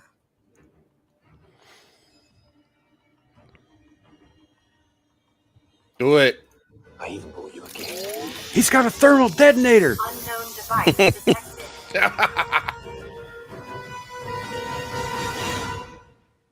I like how she just smiles too. She's just like, all right, you fucker. I've always wondered how grenades work in science fiction because they've moved away from powder and powder and bullets and explosives. So what is it? Is it like a plasma grenade or is it probably most likely they'd be plasma generated or I don't know, some weird future tech that can't or doesn't exist kind of thing. Because I think you brought this up before in a previous episode, Alf. There really aren't grenades in Star Trek up until now, outside of video games. Yeah. Yeah. And also in the sense of like a thermal detonator, I'm assuming it would be some type of a thermal reaction, based off probably what happens in the internal core of the Earth, because we can harness geothermal energy. So, well, what would work really well actually is if that was a thin shell that was packed full of fucking magnesium. As soon as it gets exposed to oxygen, yeah. Yeah, you could just have like you hit the button, it gives you like 5 seconds, and it opens these slits, and it just the oxygen just boom. Yeah, that would be kind of cool too. Yeah. Maybe we shouldn't talk about that on YouTube. Some weirdo one day is be like, "Oh, I know what to do." It's like you learn about magnesium in 7th grade science. Like I know you do. The FBI tracking people that buy the terrorist cookbook or whatever it's called. Yeah. Anarchists. Yeah. Cookbook, yeah. People who Google how to make pipe bombs on the internet, like, are you retarded? like seriously, you fucking retarded. Lore's matrix is growing. His programming is overwriting data, devouring it, bit by bit. There must be a way we can stop it. No, Jean-Luc. This battle is all Data's now. Curious. I'm finding it difficult to maintain focus. Not your focus, brother. Your existence. I'm consuming you. I want to say there's an inconsistency here because doesn't he hand him Spot, his old cat, but it's a different kind of cat. Well, yeah, but old Spot's probably long dead. Well, so, no, I know, but they could have found a cat that looked like the old Spot. That's true. Yeah, they probably could have. I mean, and there's even an inconsistency in the show. Like the first season, Spot is like a fluffy cat, but in later seasons, he's a short-haired cat. Yeah, and here I think he's quite a bit bigger than he was in the show too. Well, maybe cats don't live as long in space as they do on Earth. Their little bones can't handle it. I mean, seriously, humans can't survive in zero gravity for long. Our bones and muscles deteriorate. So, I mean, I don't know. I mean, I'm just spitballing here. And all these memories, so priceless to you, will simply fade away. My memories define me. I am who I am because they exist. Even though I do not share your desire to dominate, I recognize. There she is. Yep. I am powerless to stop you. I'm glad they included that image of her at least. So am I. She was OT. Yep. Beta, please. Fight, damn it. What was her reason for leaving the first season?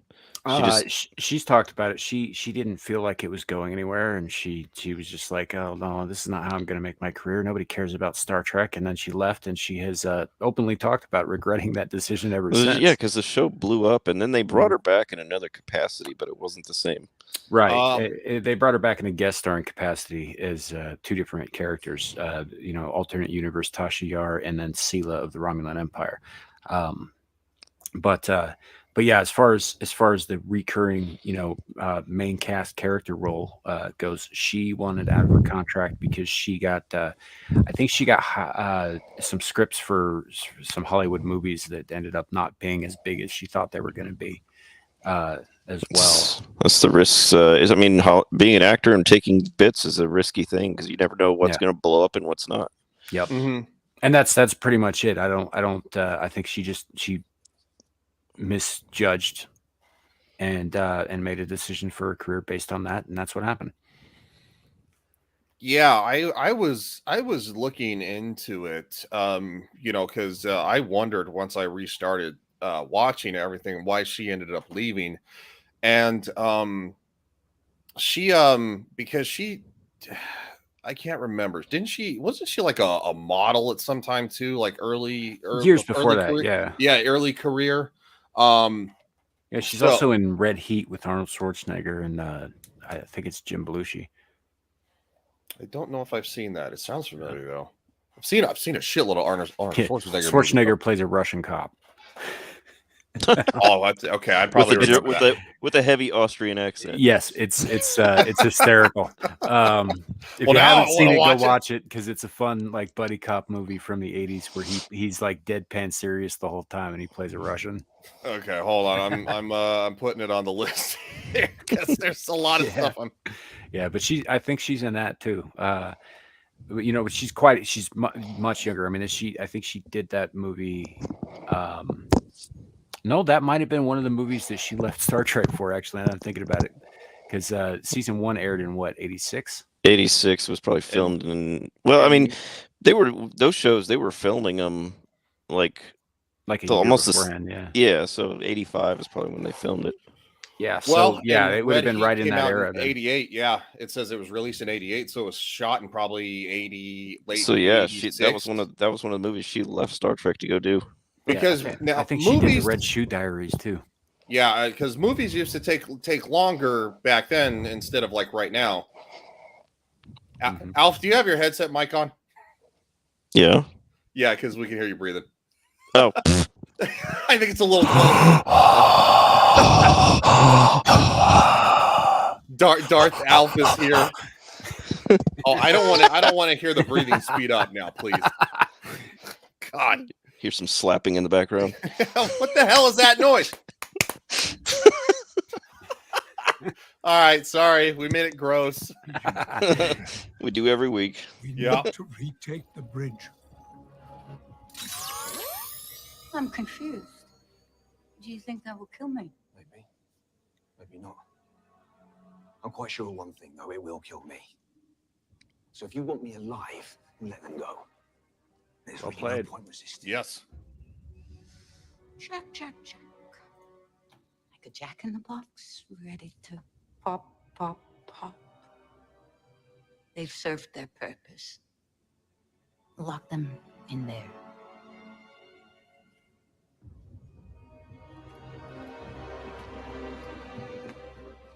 He's also gained some respect by doing that from Shaw and even Seven. Well, obviously she had a previous moment of connection where they're talking about the ships and stuff, but yeah, Shaw gave him a look kind of like, he was kind of shocked. So that's kind of cool.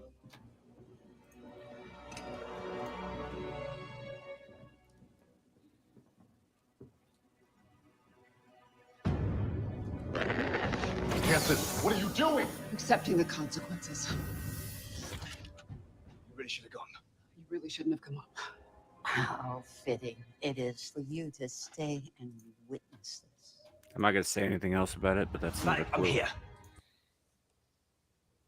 Wait, what? I said I'm not going to say anything else about it, but that's another clue. Yep. You really shouldn't have come up. How fitting it is for you to stay and witness this. You know what? Okay, so you just kind of confirmed what I was thinking. So I'm not gonna say that I'm not gonna say it yet, but that's kind of what I was thinking. But anyway, I don't know. I could be completely off. I'll tell you the truth too. I'm not gonna lie about it. Well, if you look at the scene by itself, disconnected from everything else, there is no logical reason that Vadic would say a line like that to 7 of 9. Mm-hmm. Well, you also said too that obviously the kind of like fishbowl lens was something that kind of sparked in my mind in the beginning. Now this line, not until you said, that's another clue. That's why I was like, okay, maybe that's confirmed what I was previously thinking. But I will tell you guys if I'm wrong, because I'm not saying that I do know, but I might have it. I think it's the very next episode where they reveal. I'm assuming, yeah. If it's a two-parter, yeah. Yeah, it is. I'm here. Come on. Tell me, what do you want from me? Your gifts. My gifts? Well, seeing as you know so much about them, why don't you indulge me? Tell me, flatter me, what are they? Ooh, Jack Crusher. What's it like? Roaming from planet to planet, species to species, but never able to outrun that awful, constant shadow of isolation, loneliness, a life in service to others, a calling, or was it guilt? Did you always know deep down what you are? Vatic, if at any point you want to stop talking in batshit circles, I'm all ears. Yes. Yeah, she's been up to this point been very cryptic. Like she won't just come out and say it. No, she's I really like her little cryptic speeches too. I think they're I awesome. do. I enjoy it, and I love her performance and the way she delivers those lines and everything. But at a certain point, like the audience, like Jack just says what a significant portion of the audience of this season has also stated, which was like, get to the fucking point. Do you think they were kind of frustrated, or they were just like, dude, like you got to tell us, like they're think like anxious? 8 seasons, I think episodes in, it starts to feel very mystery boxy. Okay. I think some of it was people were on the edge of their seat. They just want to know already. You know, tell me, please.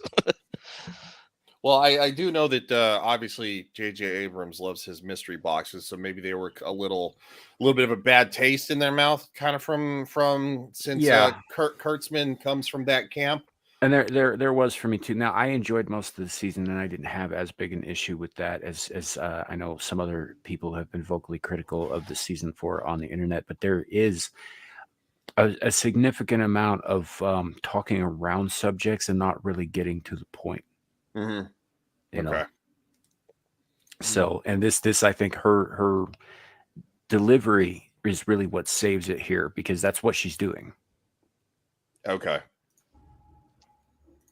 The voices. What's that like? And there's that. That's another clue. Yep. Solitude, silence, and finally so many voices. Mm-hmm. I can help you put the pieces together. The answers.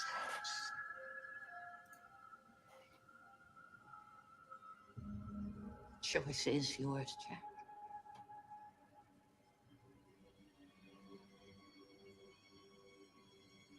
Are you not curious to see what's beyond that red door?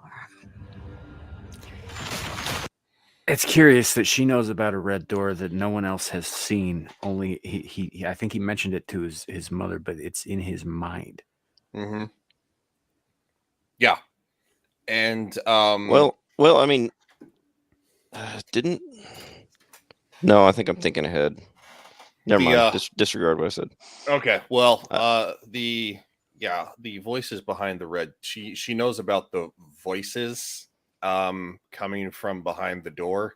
I think is pretty unique. What is she talking about? No.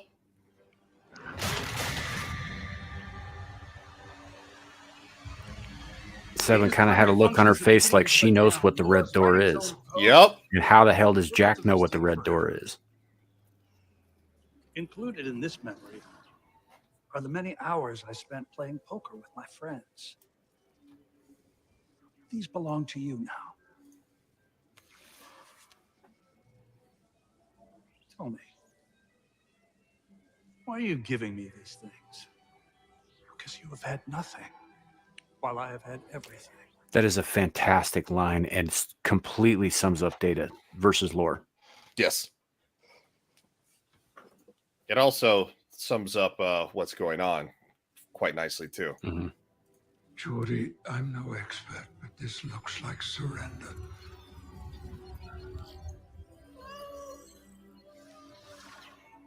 Okay, no, that does look like Spot. There's a kitty. Yeah, because I mean, if you go back and watch TNG, Spot in season 1 looked different than the rest of the Simple seasons. creature managed Cat something might have died. You never know. quite It could be. something of which I did not know I was capable. In a way, he taught me to love. He is the best of me, the last of me. Yes.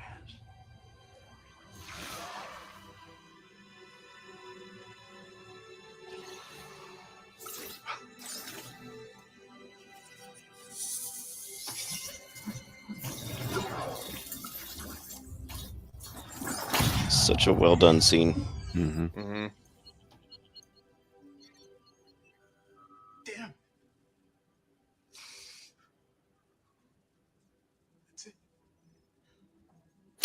Sidebar. Mm-hmm. I am curious because Jordy's showing a ton of emotion here on his face. Like he's grief stricken, he's angry, he's on the verge of tears. Biologically speaking, if they replaced his eyes with cybernetics, did they have to take out his tear ducts? Can he cry? I don't know. Giggles and Bits says, love this scene. Yes, that's what we were literally just saying. Yep. You might have even said it before us because I didn't see your chat until just now. But yeah, absolutely. And the good news is that I think we've given it a long enough break. We can show it again.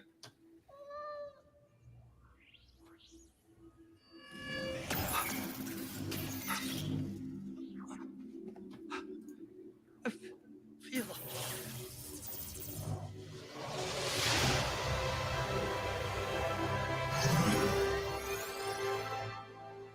What's happening? Dramatic I swell. nearly discovered the error in your deception. Mm-hmm. That my memories are not without value to you. In my pants.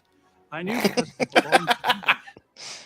You would see them as trophies and be unable to resist them. You took the things that were me, and in doing so, you have become Shows the polar opposites of their personalities. Data's selfless, Lore's selfish. We Mm-hmm. are me. The great scene. Goodbye, brother. There's an allegory here too.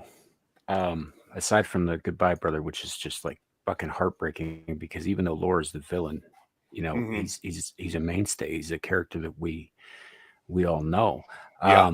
But there's an allegory here that the one who gives gains and the one who takes loses everything. Mm-hmm. It's good storytelling. Mm-hmm. It's almost like storytelling with morals and a point to it instead of just Instead of a bunch of weepy young people crying about their problems. Yeah. In space and causing intergalactic wars. Yeah. Don't remind me. God.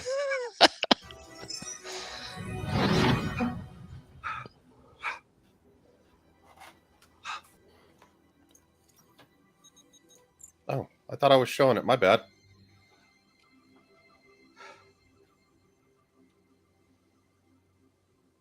Data?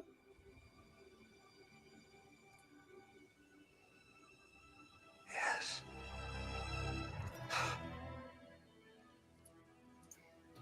You can't see it right now, but I'm throwing up the rock and roll devil's horns as hard as I can. You know what's funny is that in the background where it shows the brain and it showed like the blue dots were Data, the red dots were Lore.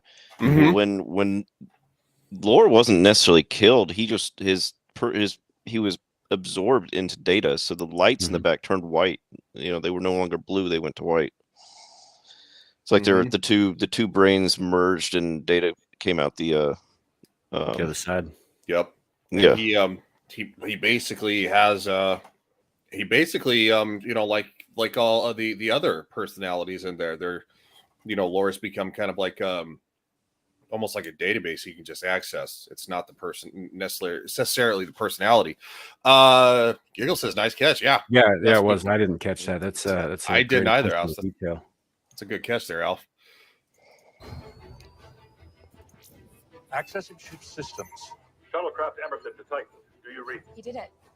We've got comms back. Shuttle, it's LaForge. We read you. Ensign, what's going on over there? Vatic took control of the ship, but we're taking it back, and we need you. You're clear to Oh, I like what Data says in a minute here.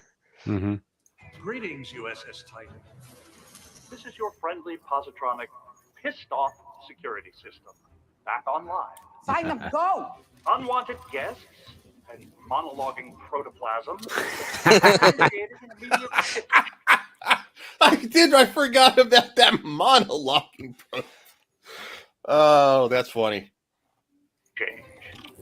Hey, boys. Girl boss.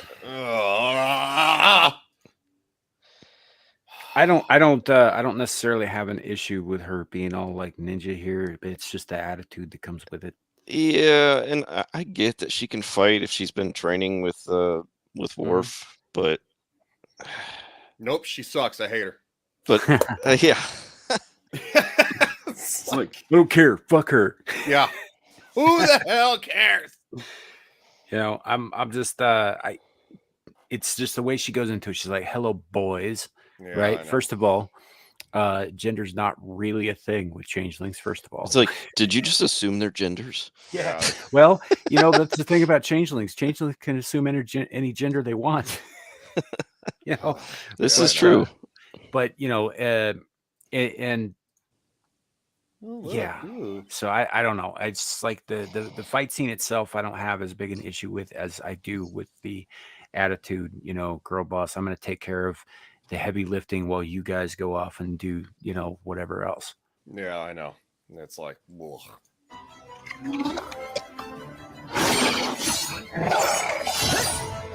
I so hate it.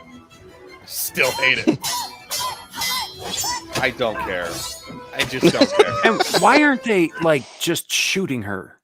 Yeah. Because right, they're just gonna It'd be like that scene from Raiders of the Lost Ark where he just pulls out his gun and shoots. Right.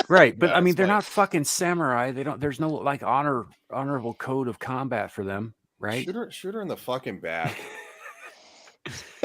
You know what? Is that too much? And like, how is cutting up a sentient protoplasm gonna kill it? I don't know. Like I as we said earlier, I have no issue with the actress herself. She's fine, but I just can't stand the character. It is very something out of Star Trek Discovery or. Well, and this might be a budget issue, maybe is why they went this way, but there's also an opportunity here to display how a changeling would fight. I mean, they wouldn't just stay in one form; they would use their abilities in combat. Right, like extending limbs, maybe, you know, coming at them from like angles that they wouldn't expect, that kind of thing. I guess maybe because it's probably budgetary, but yeah, it's budgetary because I mean those are not the ones that are mutated, you know, so they should just be standard, right? Well, no, they're all these guys are all mutated, but they're still changelings. They still have control of their form. We saw before that even the ones who were working with Vatic, who were, you know, they'd still turn into goo. Yeah, well, of course. You know? Yeah, so they just turn into like pus looking goo. Yeah, they're just able to hold their forms nearly indefinitely, really, and they have a more perfect version of it. That's the main difference. They still have their abilities. And she would take her hand off to do that little communication device. So it doesn't matter if she stabs these guys, which it's funny because in the earlier scene when Worf stabbed the changeling, he made sure to shoot him after. Mm-hmm. So I think stabbing these guys is going to do nothing to them. Yeah, it might hurt them. It shouldn't really even slow them down, though. Yeah. You know, and although I do appreciate they come back through in a little bit, and Worf and Raffi do shoot the ones that are laying on the ground, but there's no reason for them to be incapacitated and laying on the ground, is my point. Unless these mutated changelings do feel pain when they're stabbed. Possibly. Maybe that's what it is. Because they can change form, but they look more biological than they do the previous ones do. Because the previous changelings, when they would go to their goo form, it would look like a copper colored, or brass colored, just liquid. It wasn't Well, it didn't look pussy. It did show the scientist that was experimenting on him, like when she was like electrocuting them and stuff, that they would kind of go from their goo form, they would kind of turn brittle and crack, like almost like glass or tree sap. So maybe when they're at a solid form, maybe there is a way to kind of like injure them, or I don't. It's the best. Yeah, I don't know. It's just the whole scene smacks of like, we wanted to have a cool fight scene here, so we didn't think too much about the fucking logistics of it. Yeah. Which again is kind of leads to the fact that we've said that there's just moments that it's like involving this specific character, it feels like the writing was lazy, and which makes me think that contractually there are other writers that were obligated to be involved because it's a holdover character. I wonder if contractually they're obligated to give her little moments like this. Probably. Possibly. Because I mean, the character is insufferable and in pretty much the whole entire season. I don't think there's a moment where I really care about the character at all. So that's just my thinking on that. Yeah. You are up. This part's awesome. What the hell are you doing? It's not a bomb. Yeah. Yeah, see, I don't care. She's just like, whoa! Like, yeah, but the important thing here is that was not, in fact, a thermal detonator or grenade of any kind. yeah, no, and of course she just stabbed the one, and then Worf shot it as it was like her blade was in it. So And he's looking at her like he's like, "What are you doing?" Yeah. So I mean, yeah, whatever. Okay, I'm getting to the part that we actually give a shit about. Rich, open the evacuation hatch now.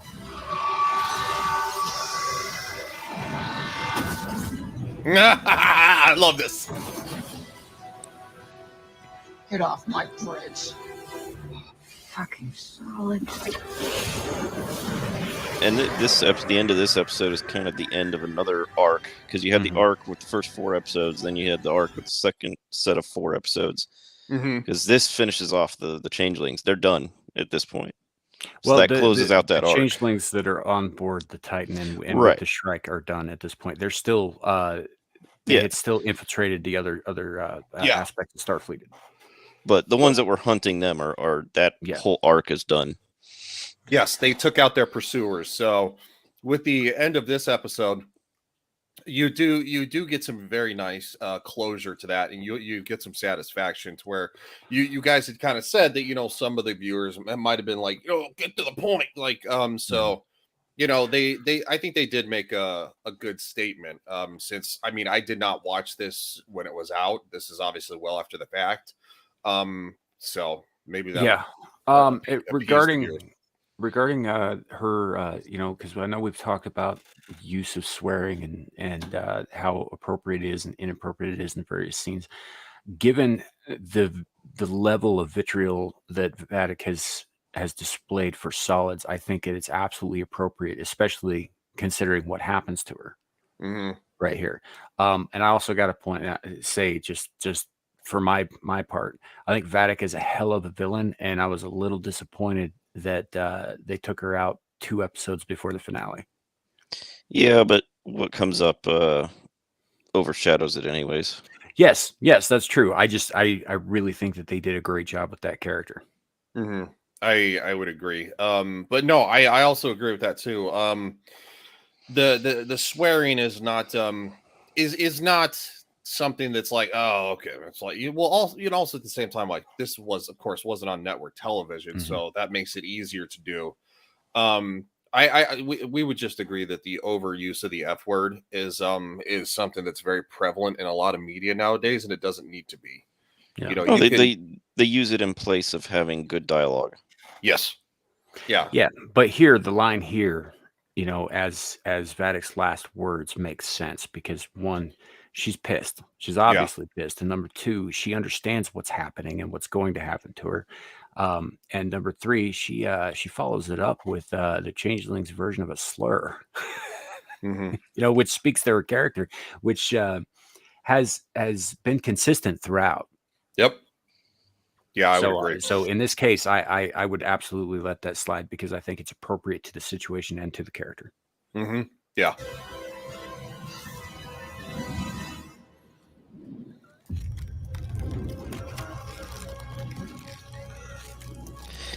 I think I was. I don't know if I was talking to you guys or on another stream talking about this show, but what would happen? Oh, that's not what I wanted. Holy shit. We got weird. That happened on a mirror stream last night too. If they had been the original type of changeling, just going into space would not have killed her. I don't know. It might have killed her in the sense that it would have like frozen her, like she could have been frozen solid and then whatever. But as far as like explosive decompression, no, they don't have oxygen in their lungs. Yeah, they don't have lungs. Ouch. But that killed her. That killed her. Yeah. She got giggles and bits. Yeah, and we also know that changelings are not immune to things like radiation and that sort of thing, and space is chock full of that shit. Mm-hmm. So like it being flushed out into open space without like any kind of protection, I would imagine would probably kill them too, just maybe not quite the same way it would a solid. No, I don't think so. Obviously the vacuum of space is extremely. You're talking about probably negative 350 degrees Fahrenheit. So I mean, it would freeze her and to literally to death. So I mean, it'd be like what, sticking your hand in what am I looking for? Liquid nitrogen. Yeah, like liquid nitrogen, because liquid nitrogen is like negative 276 degrees, something like that. So it's something out of control. You would freeze instantly. No, I giggles and bits got it. Yeah, I used your name as a joke. I'm glad you appreciated that. So yeah. So no, it's I don't have an issue with her going out this way necessarily. I would be curious just from a nerd point of view. Like, what if a piece of her, like that shattered right there, what if a piece of her found its way back on board somehow and like, regained room temperature and all that stuff? I've been watching this anime called Parasite the Maxim. And in it, there are these creatures that they can split themselves into smaller pieces, but the smaller the pieces that they split themselves into, the less intellect they have, because it's almost like they need a critical mass of cells to achieve sentience. Okay. Right. And I think that for a liquid organism, I wonder if that would be the same kind of situation there. So maybe like there'd be a chunk of her, but because it's so small a piece and it's so disconnected from the rest of her that it's just kind of like a dumb animal. I don't know. It's good. It's an interesting thought. I mean, what if she could like just kind of completely just replicate herself in a sense, like cell regeneration and form a whole thing again? I don't know. Like an amoeba or something. Yeah. Yeah. I really don't know. Just nerd thoughts. Yep. There is a scene coming up that I absolutely adore. Stations. We're not done yet. Captain Riker's team is back on board, sir. Commander, you take this one. Nah, I like that. Nora, target the strike. With pleasure, Commander. Yeah, Shaw's had a rough run on this season. Yeah, he's almost died a couple times. Yeah, he's looked like ass more than once. Like, and I mean, like, just beat the shit.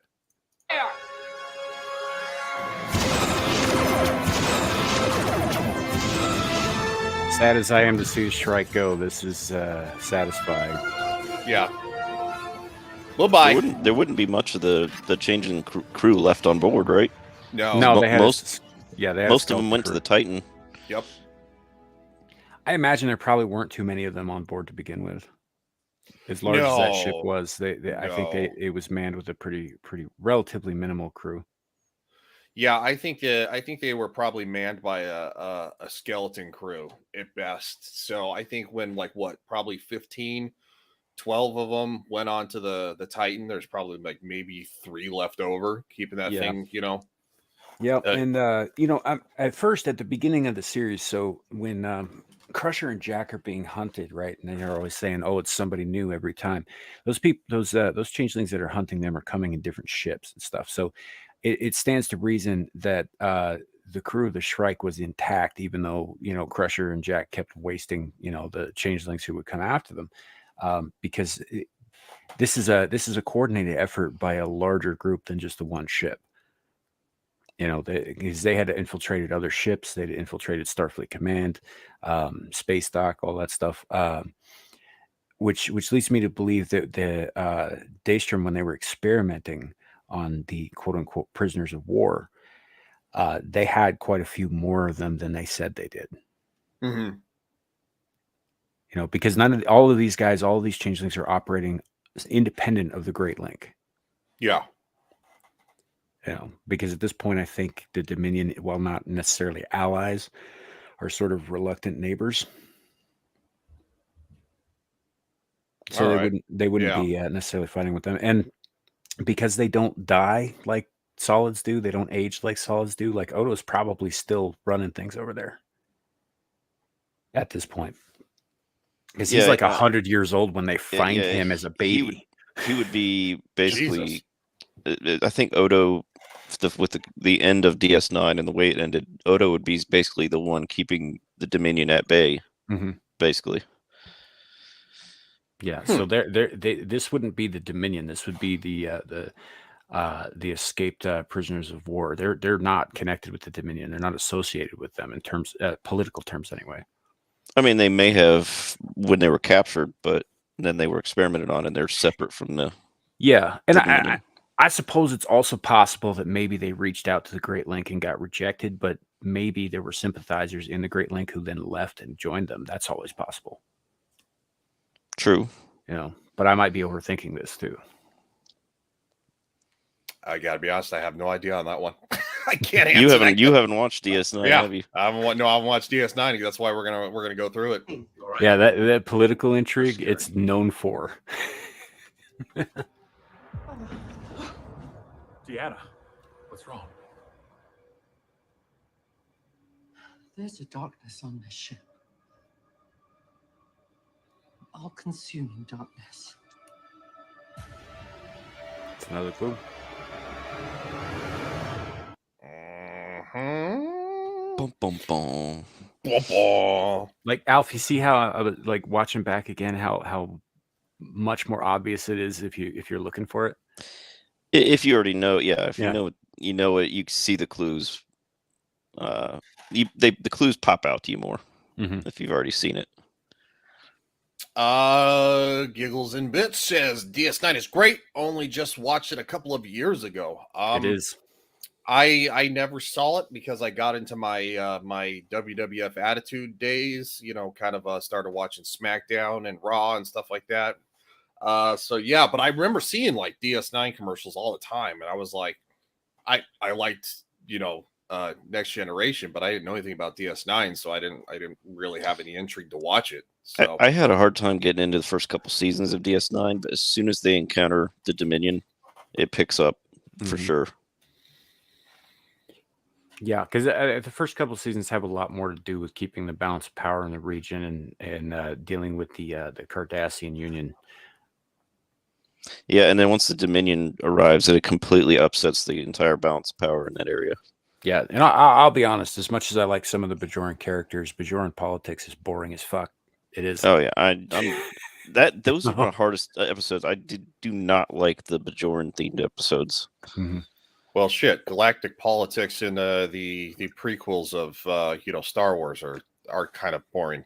If you want, with all the Senate scenes are kind of like, okay. Well, let me put it this way: with the galactic politics in like the Senate, in Star Wars and all that stuff, yes, it's dull and it's very much like a lot of actual real world politics, very very boring, very droll, and all that stuff. But you get to know Bajor's culture really well. It's almost to a point of like, please stop. Yeah. I did like finding out more about Cardassian culture. That was interesting. But Yeah, they were always interesting. The Cardassians were a very, very interesting group of people, and you learn a lot more about the Ferengi, I think, too, in the first couple episodes. Oh yeah, which is very cool. They basically developed the Ferengi into something quite different from when they were first introduced. Yeah. Commander, we've missed you. I hope in me you will see the friend you once knew. For better or worse, I am changed. Clearly older. Young or old, we are so. Hey guys, I hate to do this, but I gotta get something to eat before I jump onto my next stream. So I'm gonna go ahead and cut at this point. Okay. Yeah, we're almost done, so it's not like you're really missing too much. Yeah, for those watching, you catch me on Twitter. I drop memes and I put out spicy commentary. I also stream on Twitch. Unfortunately, the only thing I can stream live on. But I re-upload everything to my YouTube, and I got my Rumble going now. I'm working on Odyssey. I set it to automatically sync all my YouTube stuff, and it's only brought over 2 videos, and it's frustrating. Yeah, no, I know. Trust me, Odyssey has its problems. But yeah, I can't wait to get to next week and do the 2 episodes back to back. That'll be a lot of fun, and I can't wait to see how Ryan reacts to it because he hasn't seen it yet. So no, I haven't. I have not seen either one. Period. All right, So. all right, guys. Well, I'm out. All right, buddy. See you later, man. We'll Good to see you. We'll see you next week, man. All right, later. All right, let's wrap this thing up here because we got. Now we're alone. Right. Thanks for making it creepy, man. I mean, it's what I do, right? It's been my desire to. I thought we had to cut back on the gay jokes. There's nothing gay about that. It's very gay. It's very gay. This? Oh. This is new.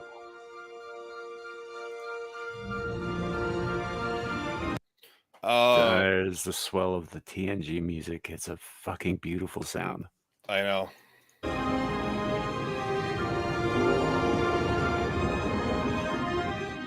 And actually, this is the theme first debuted with the old original cast movies. I believe. Why is my phone going off? It's just Discord. Damn Discord. We're good here.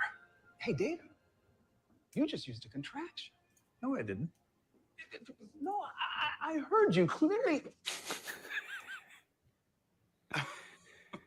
It appears I'm capable of using contractions now. And lying.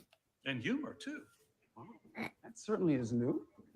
Many things are new to me, including myself. I am still Data, but also Lore, B4, all that Dr. Soong programmed into this body. Oh, tell me. How do you feel? I feel...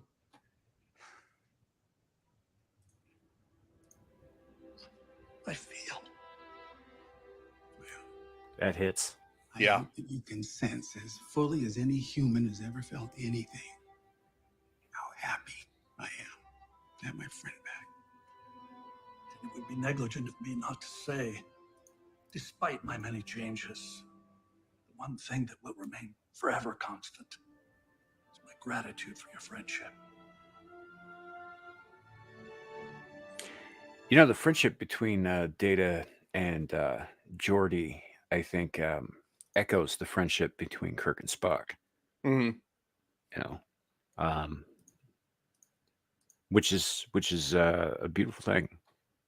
Well, yeah, I mean that's you gotta the relationships, the storytelling, those are the foundations of a good show. And if you don't have characters that have good relationships and interactions, like you got nothing to pull an audience in, because newsflash, that's what makes us human, is our humanity.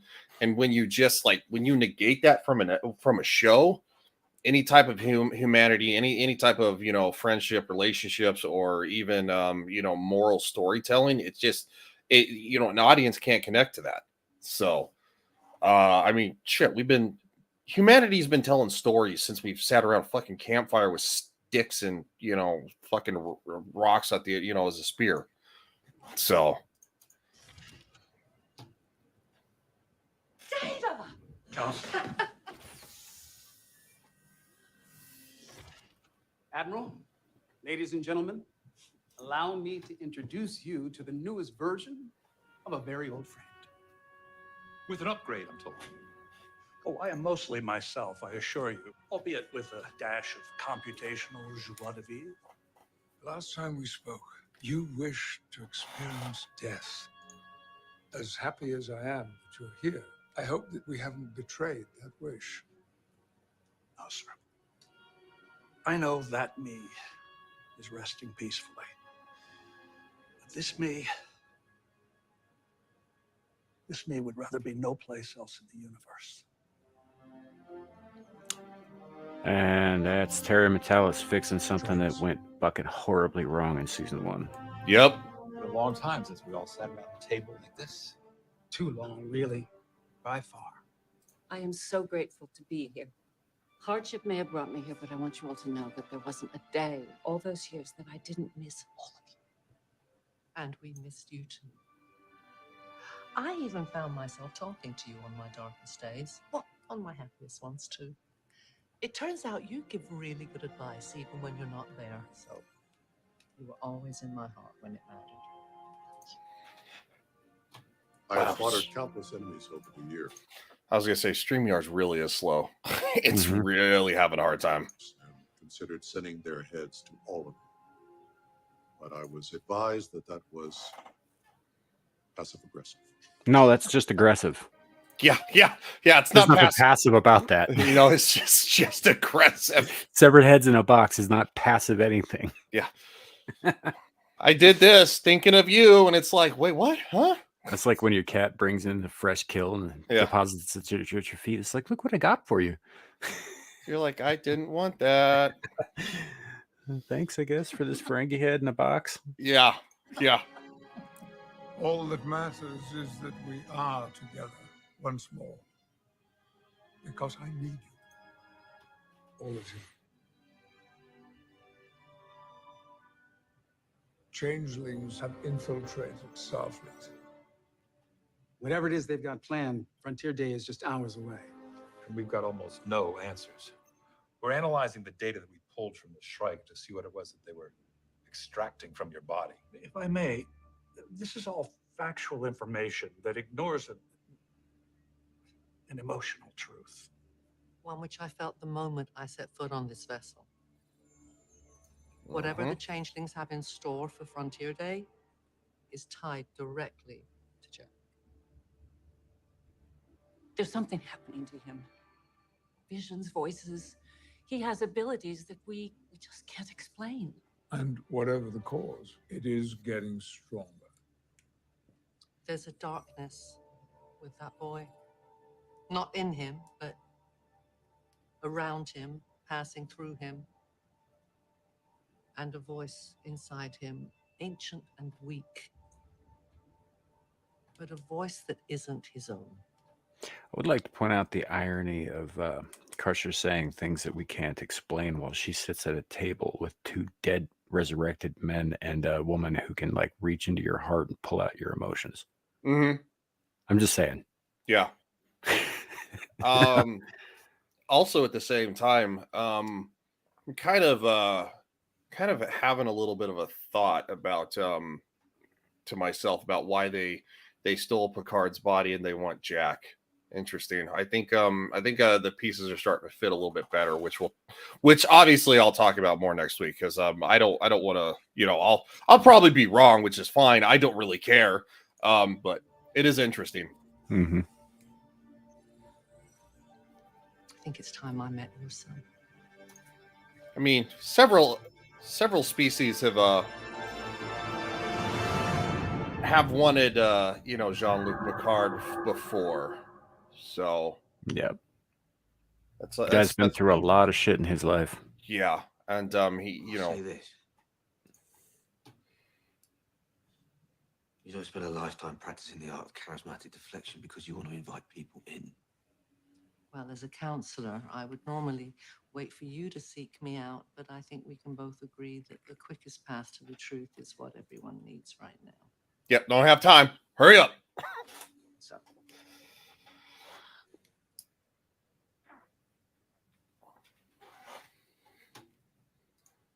She's like, give me your. Oh, real quick. So that last scene we were in, while they were sitting around the table in the ready room, that is the first time that all 7 cast members have been together on screen in decades. It was a fucking thing of beauty. I'm just wanted to say that.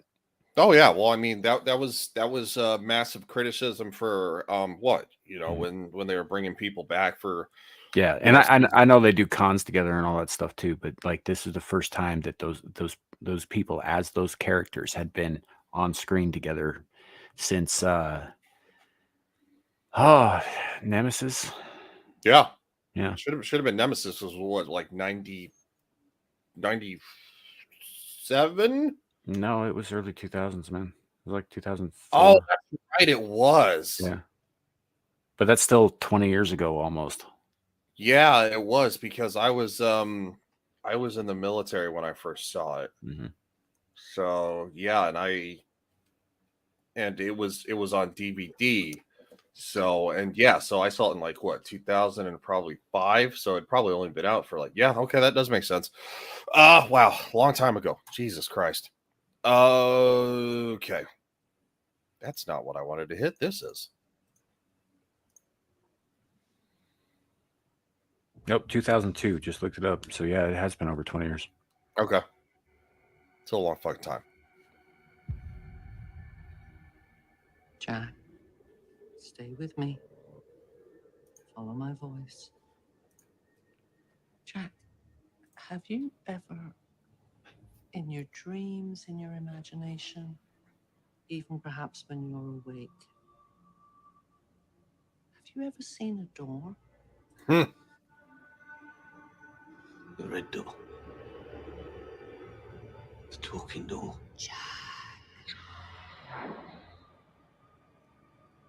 The door I have no desire to open. Why? Because I'm terrified about what's behind it. It's time to open the door, Jack. No. No. I don't know that I can. We'll go together. You're not alone.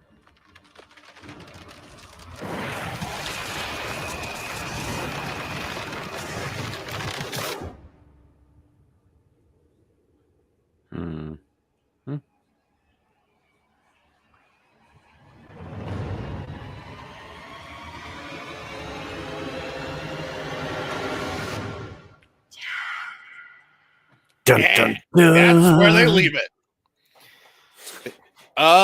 Yes, I do have my thoughts. But it's very intriguing, and I think it's very well done. Whatever obviously is the truth that you and Alf know, and everybody else who's seen it other than me. But I think it's well set up that they've kept it a secret this long, and so it'll be interesting. Yeah. I'm looking forward to the next 2 episodes, which we'll probably have to hurry it through a little bit, keep it to an hour and a half per episode, since we don't want to break 3 hours. I mean, we made it through this one before 3 hours. Like, usually it takes us a little bit longer to get through the whole episode. So yeah, I think we did pretty good today. Yeah. So, but yeah, I'm looking forward to next week. I hope Adam's feeling better by then, because I know he wanted to be there for that too. Yeah. Hopefully, obviously, if he does his show tomorrow night and he does like if you and I are able to jump on, he's probably feeling better. Yeah. But if he shortens it, then obviously we'll know that he probably still feels like shit. So we'll cross our fingers, because the coof does run you down. I'll tell you what. And if you don't get any rest, it really it's like a really a really bad flu. It really wreaks havoc on your body, and you feel like you have no energy. Sleep like a motherfucker too. So yeah, what you got going on, man? Well, if at all possible, depending on work schedule and again how Adam feels tomorrow night, I might be on Mellow Mondays on the Renaissance Nerds channel. Yep. Possibly. Again, it's a scheduling issue with me. Like, they stream a fair bit later than most other people I hang out with, so it makes it a little easier for me to jump on because like I got time to get home and get set up. But after that, we got a Abyssal Musings on Friday. Looking at changing some stuff up. We're discussing some stuff behind the scenes with my co-panelists, Lawrence Knight and Know Me Without You. Not so much changing everything up like formats or anything. We're just looking to maybe add some segments or and kind of get away from the direction we have been going, which has gotten pretty far from where we started and where we like to be. So we're going to get back into horror movies and that kind of thing. Oh, okay, that's cool. And like some more obscure stuff though, not necessarily the stuff everybody's covering. Dude, you should talk about Paranormal Activity. Yeah, we're gonna skip that and fuck you, Dermy. And then on Saturday, Screaming Into the Void, come join us. It's always a good time looking at getting some guests on there. I met a lovely British gentleman yesterday on Amir's channel that I'm gonna see about maybe scheduling something with him in upcoming weeks. Got another guy that I'm emailing with right now. Hopefully that we can work something out there and get something solidified when that happens. That sort of thing. And then you can also find me on Lioness Exiled. If at all possible, I will jump into Ryan's stream also on Fridays for Royal Rumble. Again, but that's like same thing with Adam's stuff on Mondays. It's a scheduling issue for me. So yeah. And then back here again for the 2-part season finale of Picard season 3, which I think we're all looking forward to. So yeah, no, absolutely. And you know what? It's so easy when you stream with your friends because majority of the time when they plug their stuff, they're plugging stuff for you too. Yeah. So tomorrow night, basically, pretty similar. We're gonna be having Game of Thrones season 4. I believe we're on episode 4. Don't quote me on that. I'll post it on Twitter and I'll also obviously put the stream out ahead of time. But it's going to be myself, Tyler the Redbeard, Know Me Without You, Joker voice. I don't know if the kid can make it, so probably not.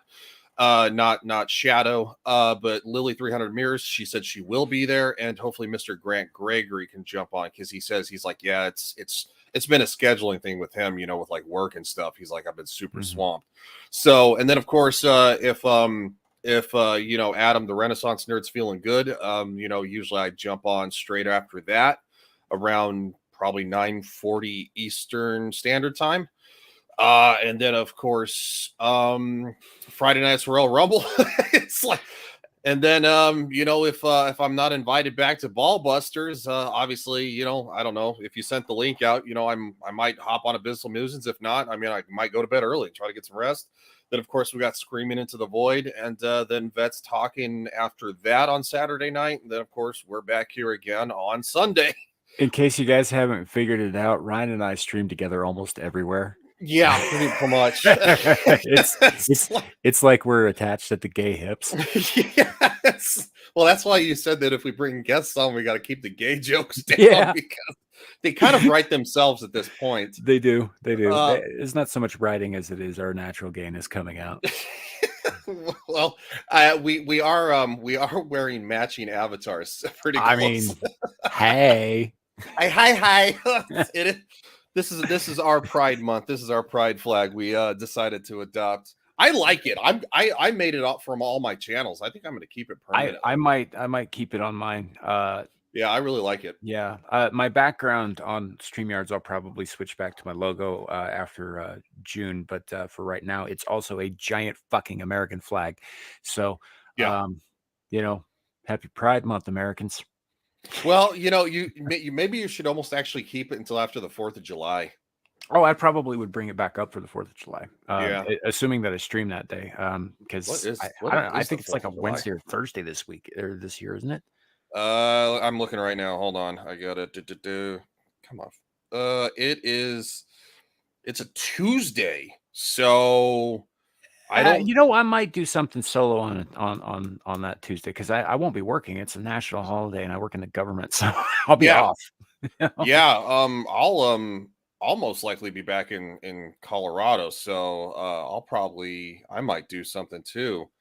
I don't know. Maybe why don't we put a pin in that? Maybe we can do something together. We could. Yeah. figure something out. You know, talk patriotic shit. That's always fun. Yeah, we you know, absolutely could do that. I think it's kind of a great country we have. Yeah. Well, maybe the British don't agree. I mean, UA. So what? They lost. They don't get to say.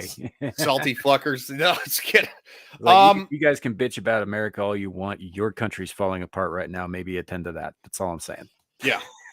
Well, I got everybody's links in the description below, and usually Samuel copy and paste that. So please go down and subscribe to Horny Alf, Adam the Renaissance Nerd. Obviously, as we said, he couldn't make it. He's not feeling well.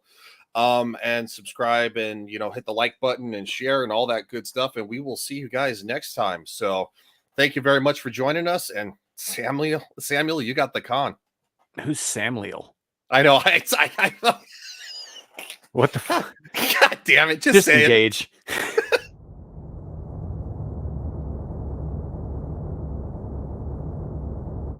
You know, back when I was in the academy, we would follow every toast with a song.